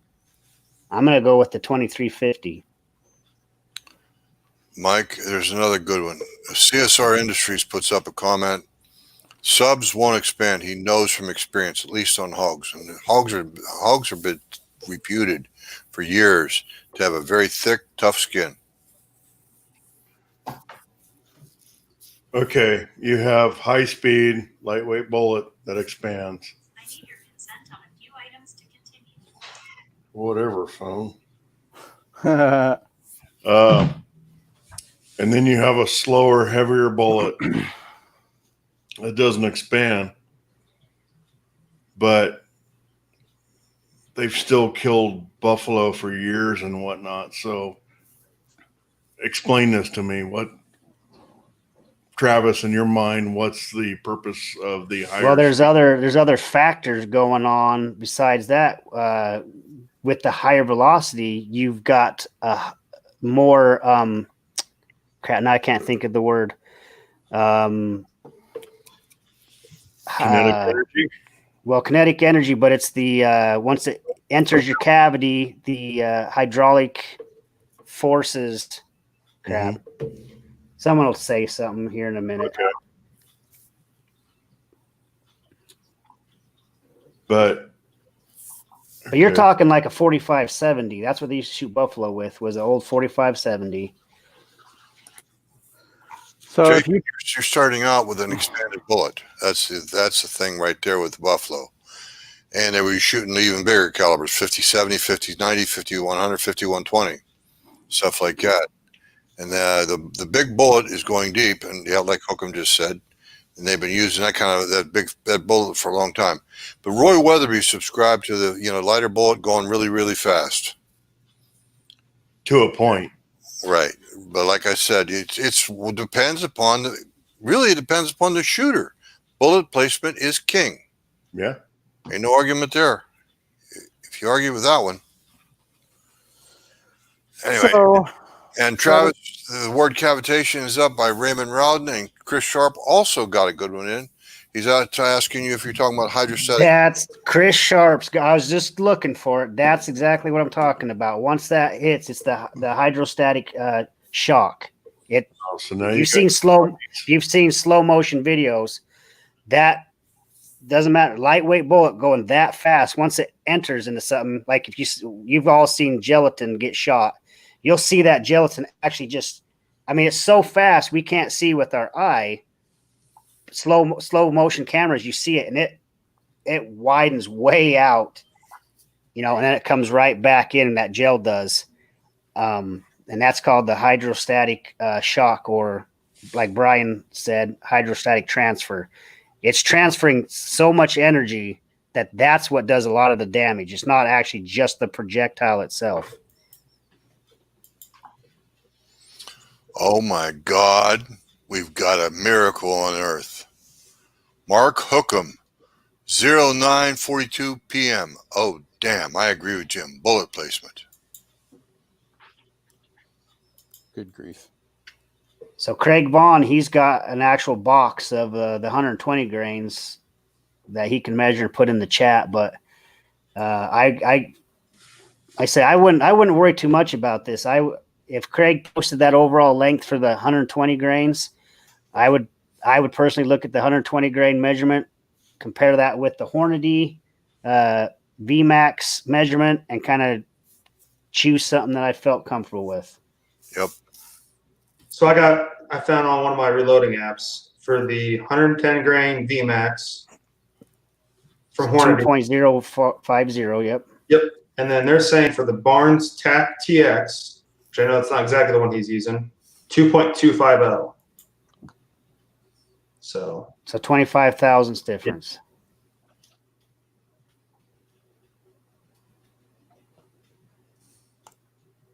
So we're literally talking, Jim, we're talking roughly 5 sheets of notebook paper difference. Yep. 15 thousandths. That's minimal. Yep. Like I say, I wouldn't worry about it, especially with the 300 blackout. I'm not trying to get anyone hurt or give any bad info, but the truth is that 300 blackout, it's very forgiving. Well, now, if we were talking like a 300 Wisdom or something like that, I wouldn't even say nothing, because that's a complete different ball game. But the 300 blackout is super forgiving. well, look at the size of the bore diameter compared to the cartridge case itself. So it's going to be a low pressure round to begin with.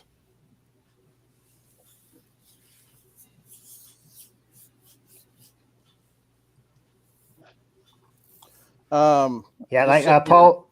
Sorry, Mike. Sorry. Go ahead. So I'm just sitting here looking at the Sierra data. To give you an idea, 240 grain. Hi, Gracie. Oh, hi, Gracie. I'm talking. Hang on. I'll let you out in a second here. Calm down, Gracie. 240 grain. Max charge. So 1,310 feet per second at the muzzle with 914 foot-pounds of energy. Then if we go all the way back down to our 110, max speed of 2420 with 1,430 foot-pounds of energy.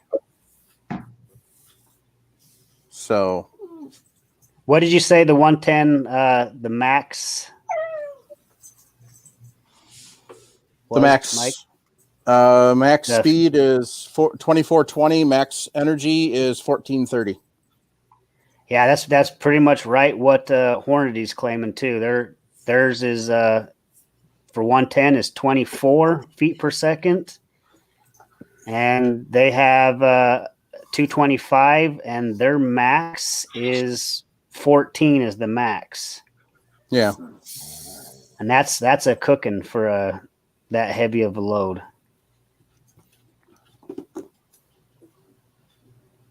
So, honestly, for hogs, if you're looking at, you're better off solid cast. Yes. Mike, what's that company that sells the really hard cast projectiles? Is it Buffalo Bore? Yeah. Yeah, they sell some excellent just for these type of applications. And back to the point of killing buffalo for however long, the main difference with that is the fact that they were using solid lead bullets back then. So they were getting the penetration. So Better go let her out before she piddles on your floor. she's fighting with the other dog now, so she's fine. So Craig said Barnes factory 120 grain vortex is 2.246. So we're still right close in that same. Yeah. Travis, do you know off the top of your head what's the standard overall length for 5.56 round 55 grain FMJ? Well, I'll give you right out of the Hornady book, but it's 2.260. Okay, well that's magazine length. That's magazine length. Mm-hmm.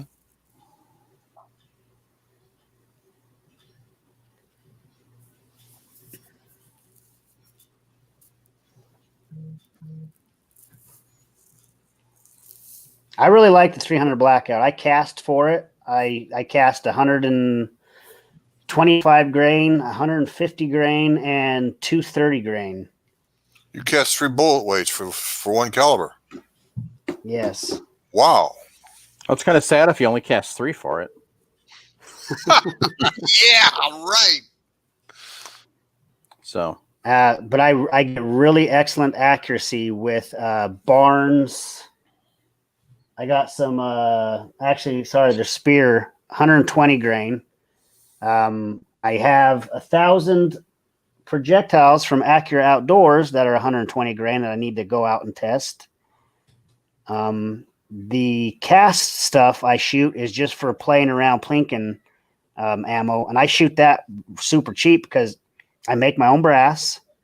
I cast my own projectile, and I cast. It takes less powder, and I make my own casings. So I'm shooting my 300 blackout for cheaper than I am, say, a 223. How much do you actually spend per case of 300 blackout when you're casting your own bullet? Oh, geez, I don't know because I'd have to figure out how much lead costs me. I don't know, but I just know it's. I would bet your most expensive component in that cartridge is your primer. I believe so. Let's just say 4 cents for a primer. I'm using roughly between 10 and 12 grains of H110, and I'm casting my own. So I mean, Craig Vaughn is asking which molds do I use, and the 230 grain, I hate to admit, but NOE does make a 230 grain that I would purchase, but I am using a Lee 230 grain because it's a very good mold for the 300 blackout. And then the other 2 that I shoot are from NOE.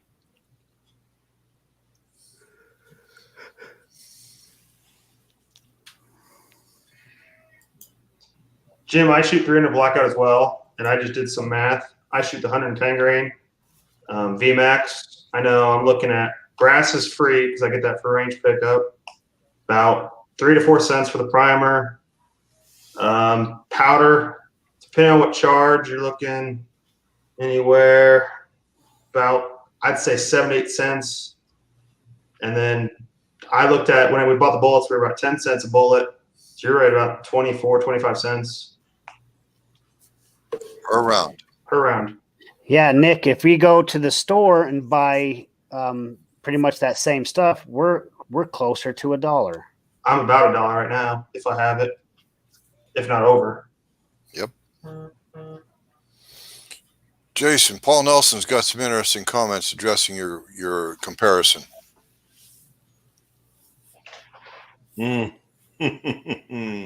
And that would be, the first comment was you need penetration on thick-skinned animals like the buffalo, like wild hogs.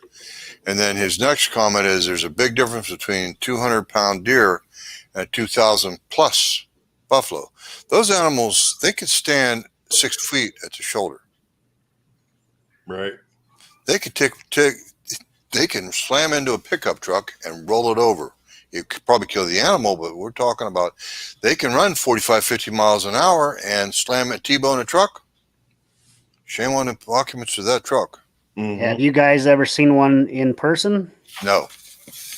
Yeah. No. I've A seen buffalo? Yeah, buffalo. Yes. Yes. Yeah, they're beautiful animals. When you get close to one, you sense how much power is behind one of those things. Just don't do what the lady in Yellowstone did. What did the lady in Yellowstone do? She got a little too close. Yeah, this happens every year.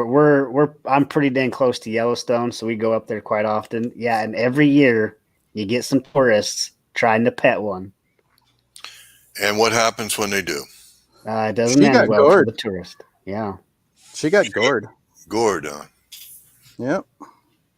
Hmm. For those who don't know what gourd is, that's when a animal with horns runs you through with the horn. So.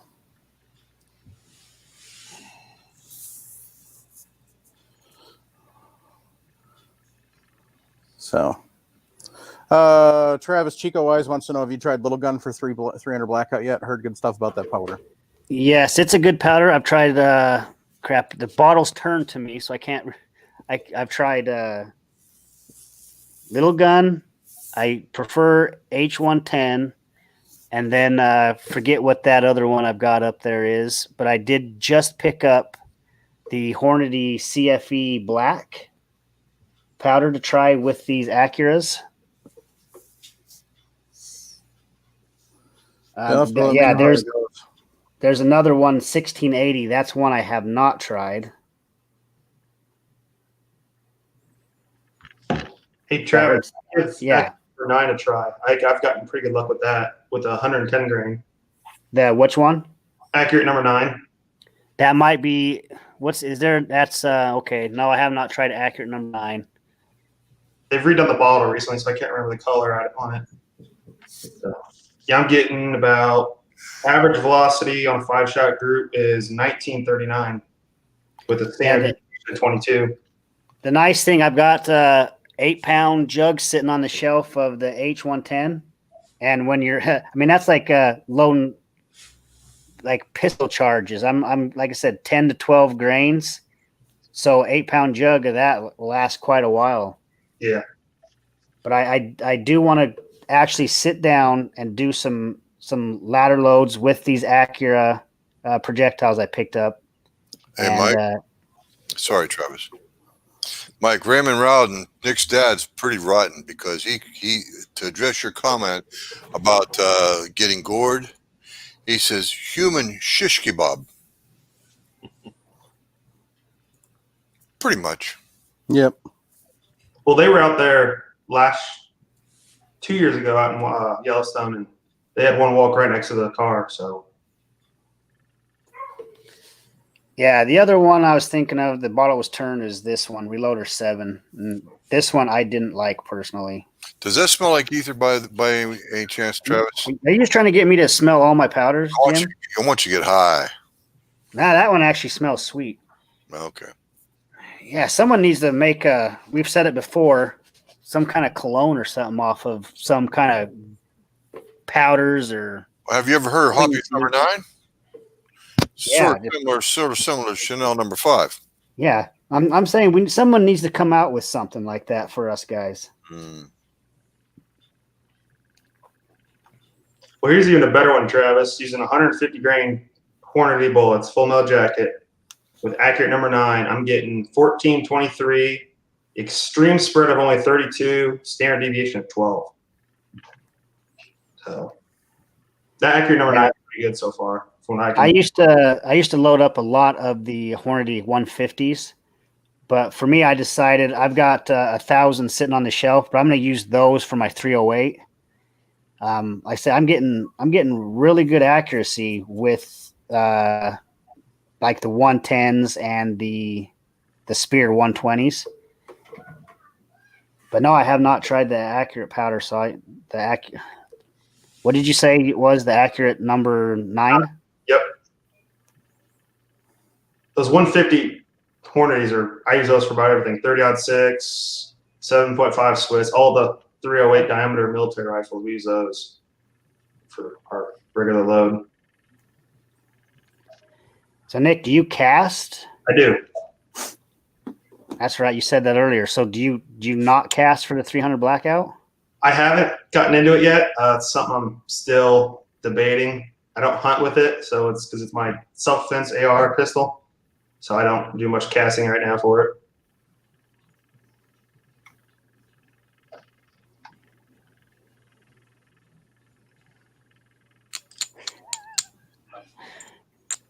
What do you got there, Mike?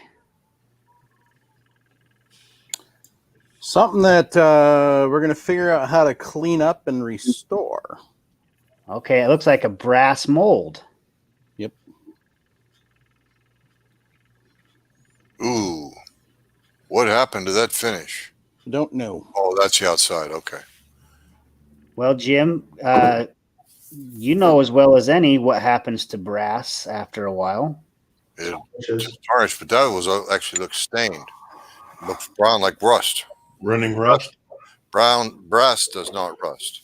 Well, it probably is a little bit of rust coloring since the sprue plate is steel and has been rusting. So, so yeah, gonna clean it up and then I don't know. It was sent in by a listener, so we're gonna clean it up and then I think we're gonna give it away. So we kind of show how to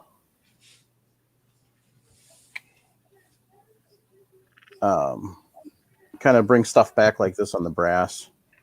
If you look on the top too, you can see. So the key on cleaning up a mold, what do I need to worry about when I'm cleaning up a mold? Well, for one, you don't want to deform any part of the actual cavity. Mm-hmm. So yeah, when I'm working on these, this face here I don't want to touch with any sort of sanding, and the holes. Now you could take a like a copper cleaning brush.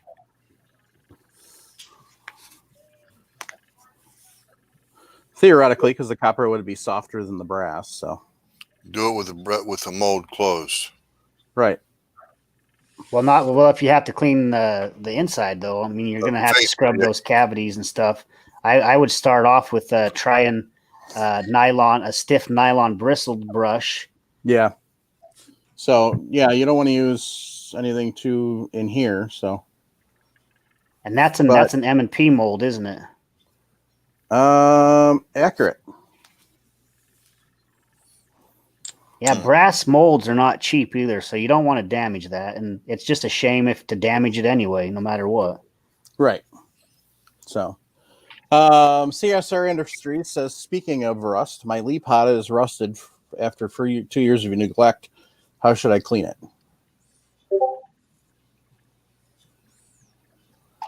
Is it so rusted you're worried about it rusting through, like the metal's gotten thin? Because if it's either the 10 or the 20 pound pot, you could just disassemble it. I actually sold Sharinda my Lee 10 pound pot the other day and mailed it out to her, so she should be receiving it here any day now. And I tore it apart and I cleaned it before I sent it to her. So I actually took it apart. The Lee pot, it has like a little plunger, and that's what you have a little lever over here, and you pull up on the lever and it pulls the plunger up. And that's when that's what allows the lead to come out the downspout. And this is part of why Lee leaks all the time is it's not a very well machined piece. So anytime debris or anything gets underneath that plunger, it doesn't allow the plunger to seat fully, and that's why they drip. So if you're going to clean one, I suggest taking all of it apart, pulling that plunger out, and just taking Scotch Brite or something and cleaning every surface of it up, cleaning the mating surface.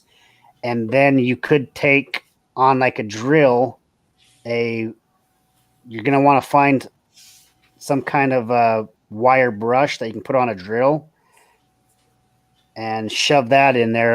I can't remember. I can picture one, and it's a big copper brush, and it's round, and you can stick that on your drill and stick that in there and kind of run that around, loosen everything up, clean it all up. But you can, before you did that, I would actually turn it on, let it warm up, and get that lead heated up, then unplug it, and then start cleaning all this up. Make sure you don't get your fingers in there and burn yourself. CSR Industries addressed that question about the heavy rust. It's just surface rust, so it shouldn't be a problem. Actually, it's pretty easy to clean up surface rust. Same way you would do it on a firearm. Take some 4-aught steel wool and some WD-40. Mm-hmm. And that'll clean steel up. wool would work perfect. Mm-hmm. So, Willie, we weren't talking about using a wire brush on the mold. We're talking about using it on the Lee lead pot. So,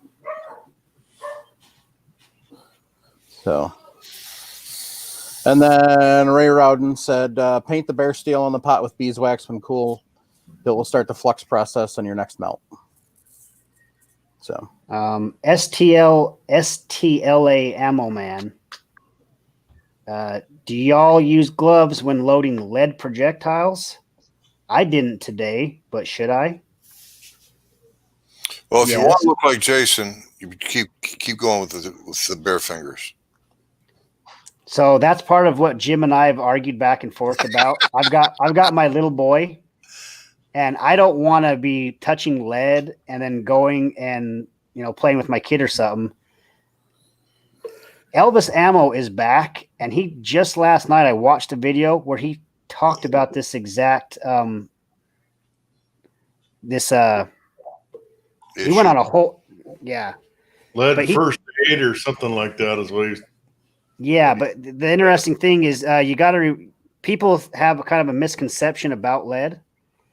It's not so much you touching and handling it that you get a lead overdose. It's when you eat it, when you ingest it. If you have it on your fingers and stuff, I mean, I wouldn't go to bed and not wash my hands, but you get on your fingers and stuff, go wash your hands. You're going to be okay. But it's when you don't wash your hands and stuff, and then you like eat a sandwich, start doing stuff, and you're actually ingesting that. That's why when Jim was a kid, he ate a lot of paint chips, and that's why he is the way he is, and he's stuck on A-locks because he ate a lot of lead paint. But yeah, if you have kids, I would absolutely be as careful as I possibly could. Just wash your hands, folks. That's all you got to do. Yeah, and the same thing. Jim and I talked about an episode back on casting lead. People are always worried about like the fumes and stuff. When you're melting lead to make ingots, you're burning a lot more than just lead in there. You're burning off rubber, debris. That's what you don't want to be breathing in. But if you had let's just say pure lead, and you're melting that in your pot, you have to get I can't remember off the top of my head, but I want to say it's over 900 degrees before you start releasing toxic chemicals out of that lead. Mm-hmm. And most of us, Jim, what is it? We're casting at, I'm casting at 720. About 7. Yeah. So you got a lot of room right there to play with. I still would cast out in the open or next to a fan or a vent. One thing about casting with a fan. Oh, what a comment. One thing about casting with a fan, you want the fan to blow sideways. You want it to blow across to push the fumes away, because you don't want it in front of you, obviously. You don't want the fan behind you, because in front of you will be a vortex causing the lead fumes to come right back at you. Go sideways, left or right, doesn't matter. Okay, I got 2 comments. First, that same rule that we're not going to say on air that's going across. Same thing with when you're cutting jalapenos. and this.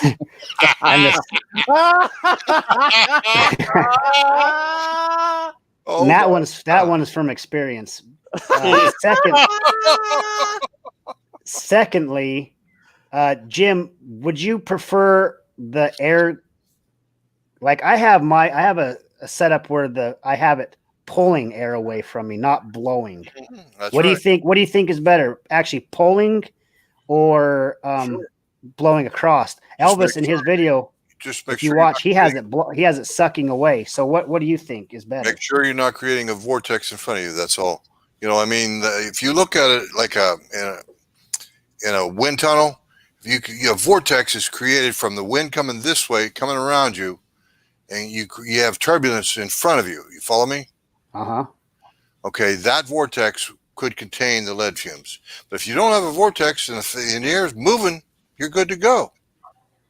Now, do you agree that if somebody is casting and they see some smoke and stuff, it's really not the lead, it's not the toxic chemicals coming off of the lead. It's something else in the lead that's releasing that smoke. Well, yeah, like a rubber on a valve stem. We've all used wheel weights, and you're going to take and wind up when you go to render. You wind up pouring your dry, clean lead wheel weights. Well, they're not clean, but your dry wheel weights into your rendering pot. Okay, and you're probably going to get a few valve stems in there. When that rubber burns, it's going to create smoke. So eat bacon and highlight that real quick, Mike, because I used to do this as a kid also. Same here. In 1973, we used to carry pellets for his pellet gun in his mouth. Mm-hmm. I remember being a kid. I shot a lot of BB and pellet guns growing up, and I remember taking handfuls of pellets, shoving them. Yep. That's what you do not want to do. You do not want to put the lead in your mouth. Mm-hmm. Because, one thing about the natural lubricant comes from your saliva. Gives a better seal. Sends that pellet right down the tube. I'm 67, CSR.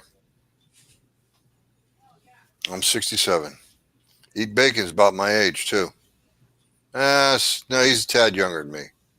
I graduated. My age. Yeah, okay. About 10 years younger than me. We're not going to address that one either. Hunt, shoot, off road, sir. You are a terrible person. That was a good comment. Hey, so those that haven't seen any of our previous episodes, Hunt, Shoot, Off Road has some awesome sweatshirts, shirts, and mugs. You need to go over to his website and check out. And don't forget, if you go over there and you see something you like, use the coupon code RELOAD. That's something I did this week. I ordered a t-shirt and a hoodie from him. Got it today, I think. Nice. You don't have it handy, do you? God, Mike. A what? You don't have it handy, do you? Well, it's in the other room. Just too far to go, huh? If I walk in there, I'm going to see that bottle of gin and I'm going to refill my glass. And then I'll be Hey, speaking of alcohol. God. That's just tea. That's not alcohol. Trust me. That's iced tea left over. Nick, stand up for a second. He's looking at your hoodie. Oh, he's got one. Nice. Right there. Brass goblin. There we go. That's an awesome shirt. I'm glad you picked one up, Nick. I love that shirt. That's a t-shirt, right, Nick? Not a sweatshirt. Yeah, just t-shirt. So. And Arthur, our new listener, he says he's got the brass goblin and he loves it. Oh yeah. I know Hunt Shoots told me that we have actually helped send quite a bit his way. So I personally appreciate everyone going over and supporting him. He's a great guy. Yep. His podcast's really boring, really puts you to sleep, but he's a good guy. Ouch. What's his link? What's his site? Hunt, shoot, off road. HuntShootOffroad.com. Yep. Ouch, that's rough, Travis. Well, hey, I went on his show like months ago, and So I that's bet why you he it's still boring. hasn't. Yeah, that's Because you went on. well, no, that it was lively when I went on. They were really boring before. I told you guys I used to put that on when I went to sleep. Yeah, you But use yeah, the code reload and save some money. yep, use that reload. Arthur said it worked for him. Glad it helped. So I don't know if he's taking it off, but just try Buckeye. That one gave you more of a discount. Maybe he took it off because of that, but try both. yes, he did. Oh, Hunt Shoot, you didn't need to go there, buddy. So yeah, he gave you the real reason why he hasn't had much on lately. Yeah, it's So unfortunately, Hunt Shooter Off Road's brother was killed in a tragic accident a couple months back by a shark. So that's the real reason he hasn't put much content out lately. So well, geez, you really turned that, man. Well, we pissed off Hookem, which is a good thing. He says he takes offense to the shirt. As a range safety officer, he tries to police the brass on the reloaders, pawn the brass. In other words, he's collecting the brass for free from the shooters, and he's trying to sell it to the reloaders. That makes him a brass goblin, doesn't it, Travis? Yeah, by definition. no, actually, it doesn't make him a brass goblin because he doesn't sell the brass; he gives it to people. Oh, That's kind of like Robin Hood. Yep. yeah, okay. So Chris Sharp said if you use the code Buckeye, Travis actually pays for it. Well, you weren't supposed to say that. That was a secret thing we had set up for special listeners. So I'm going to have to cancel my card now. And then Paul Loud said, at least Hunt Shoot Off Road ships what you order, right, Jason? Oh! Yeah, here's the funny thing. I had like 3 packages on my table the other day. Well, 4. I had 3 of them I sealed up, put the label on, and I just kind of took Jason's and I shoved it to the side and said I'll get to that later. Good boy. So it's still sitting over there. God. Awesome. Keep adding to it, though. Hunt I Shoot Off am. Road said, Hunt Shoot Off Road said Hookem's not a brass goblin; he's just a brass chicken. So, because he doesn't sell the brass. So, Hey, Jason, I did just put in your box for your 550. You have a 550, right? Mm-hmm. Okay, I just put in the box the shell plate conversion kit for that 338 Lapua.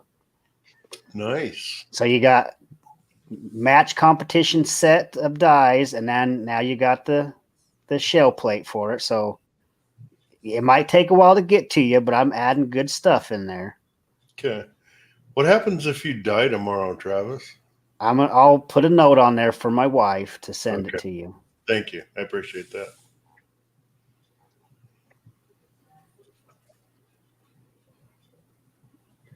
Yeah, Willie the Bullet Man.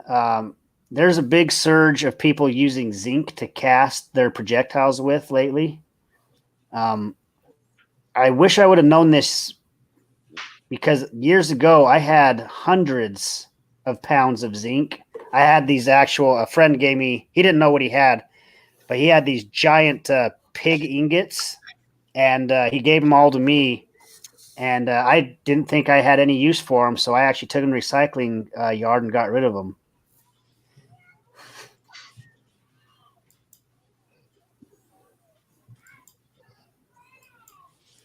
I hope Arthur comes back every live episode. I like him.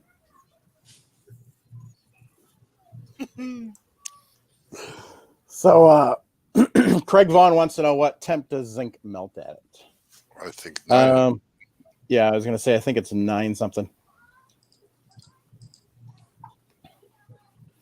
So if you watch friend of the show Andy 79Z28's YouTube channel, he goes into casting zinc quite a bit.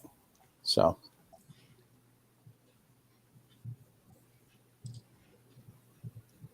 but All right, gang. I think that about wraps it up for tonight.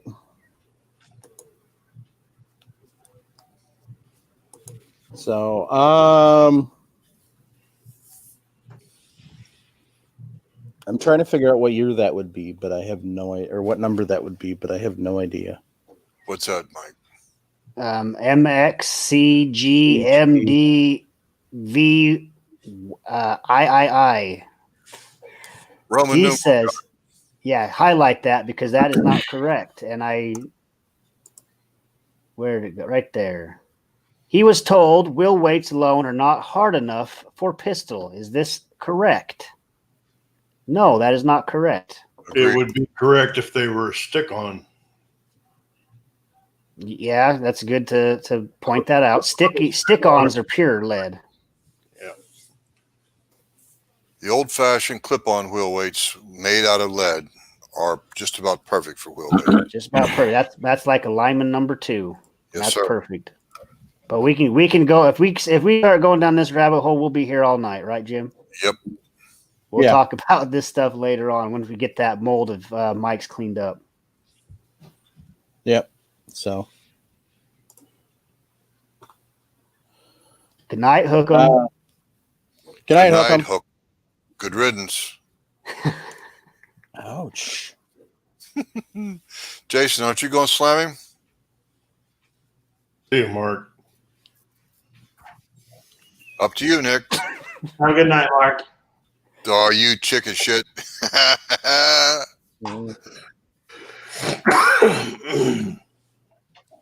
No, that's you, Hooker. If you quit sucking on them, it might not taste like lead. Oh, good grief. Oh, boy. So anyway, thanks to everybody that tunes in every week, and thanks to everybody that gives us a like or a thumbs up when they tune in to the live show. Thanks to everybody that downloads the audio version and listens to it. Thanks to everybody that sends us a email at reloadingpodcast@gmail.com or leaves us comments at the show notes, which can be found at firearmsradio.tv/reloading-podcast.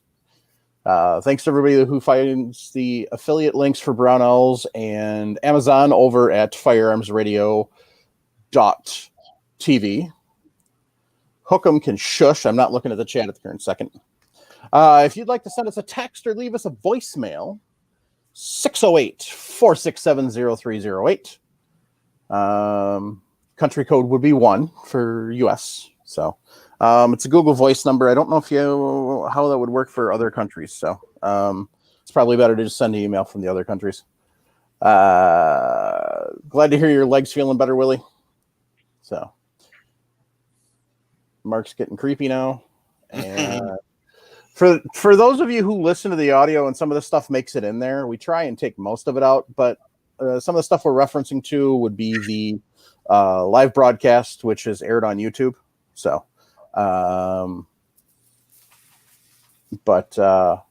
Hey, and with that, for those that listen and don't watch, we on our YouTube channel we have more videos than just this audio podcast that we do. So I encourage you guys to come on. We've all got some reviews of stuff on there. I've got some shooting videos. Trying to add more stuff all the time. So just for those that are listening, go to our YouTube channel and check out some of the other videos that we've got on there. This is episode 317, Mike? 317. Yeah, that's right down on top of my screen. I should have looked at it. But anyway, 317 videos. Most of them contain Mike and I, at least. But there's probably, 350, 370 videos of other material? Yeah, no idea. But there is some actual good videos on there that everyone should just go out and check out. Yep. Yeah, there's lots of good videos on there. So, excuse me, Ray came up with the zinc melting point of 787.15 degrees Fahrenheit, or for those of you stuck on the metric system, 419.53 degrees Celsius. By the way, just a cheap shot at the metric system. There are countries that use a metric system, and then there's countries that have been to the moon. Yes. Mm.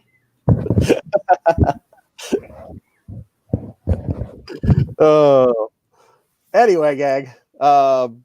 Thanks to everybody who tunes in. Hunt Shoot Off Road, that does explain a lot.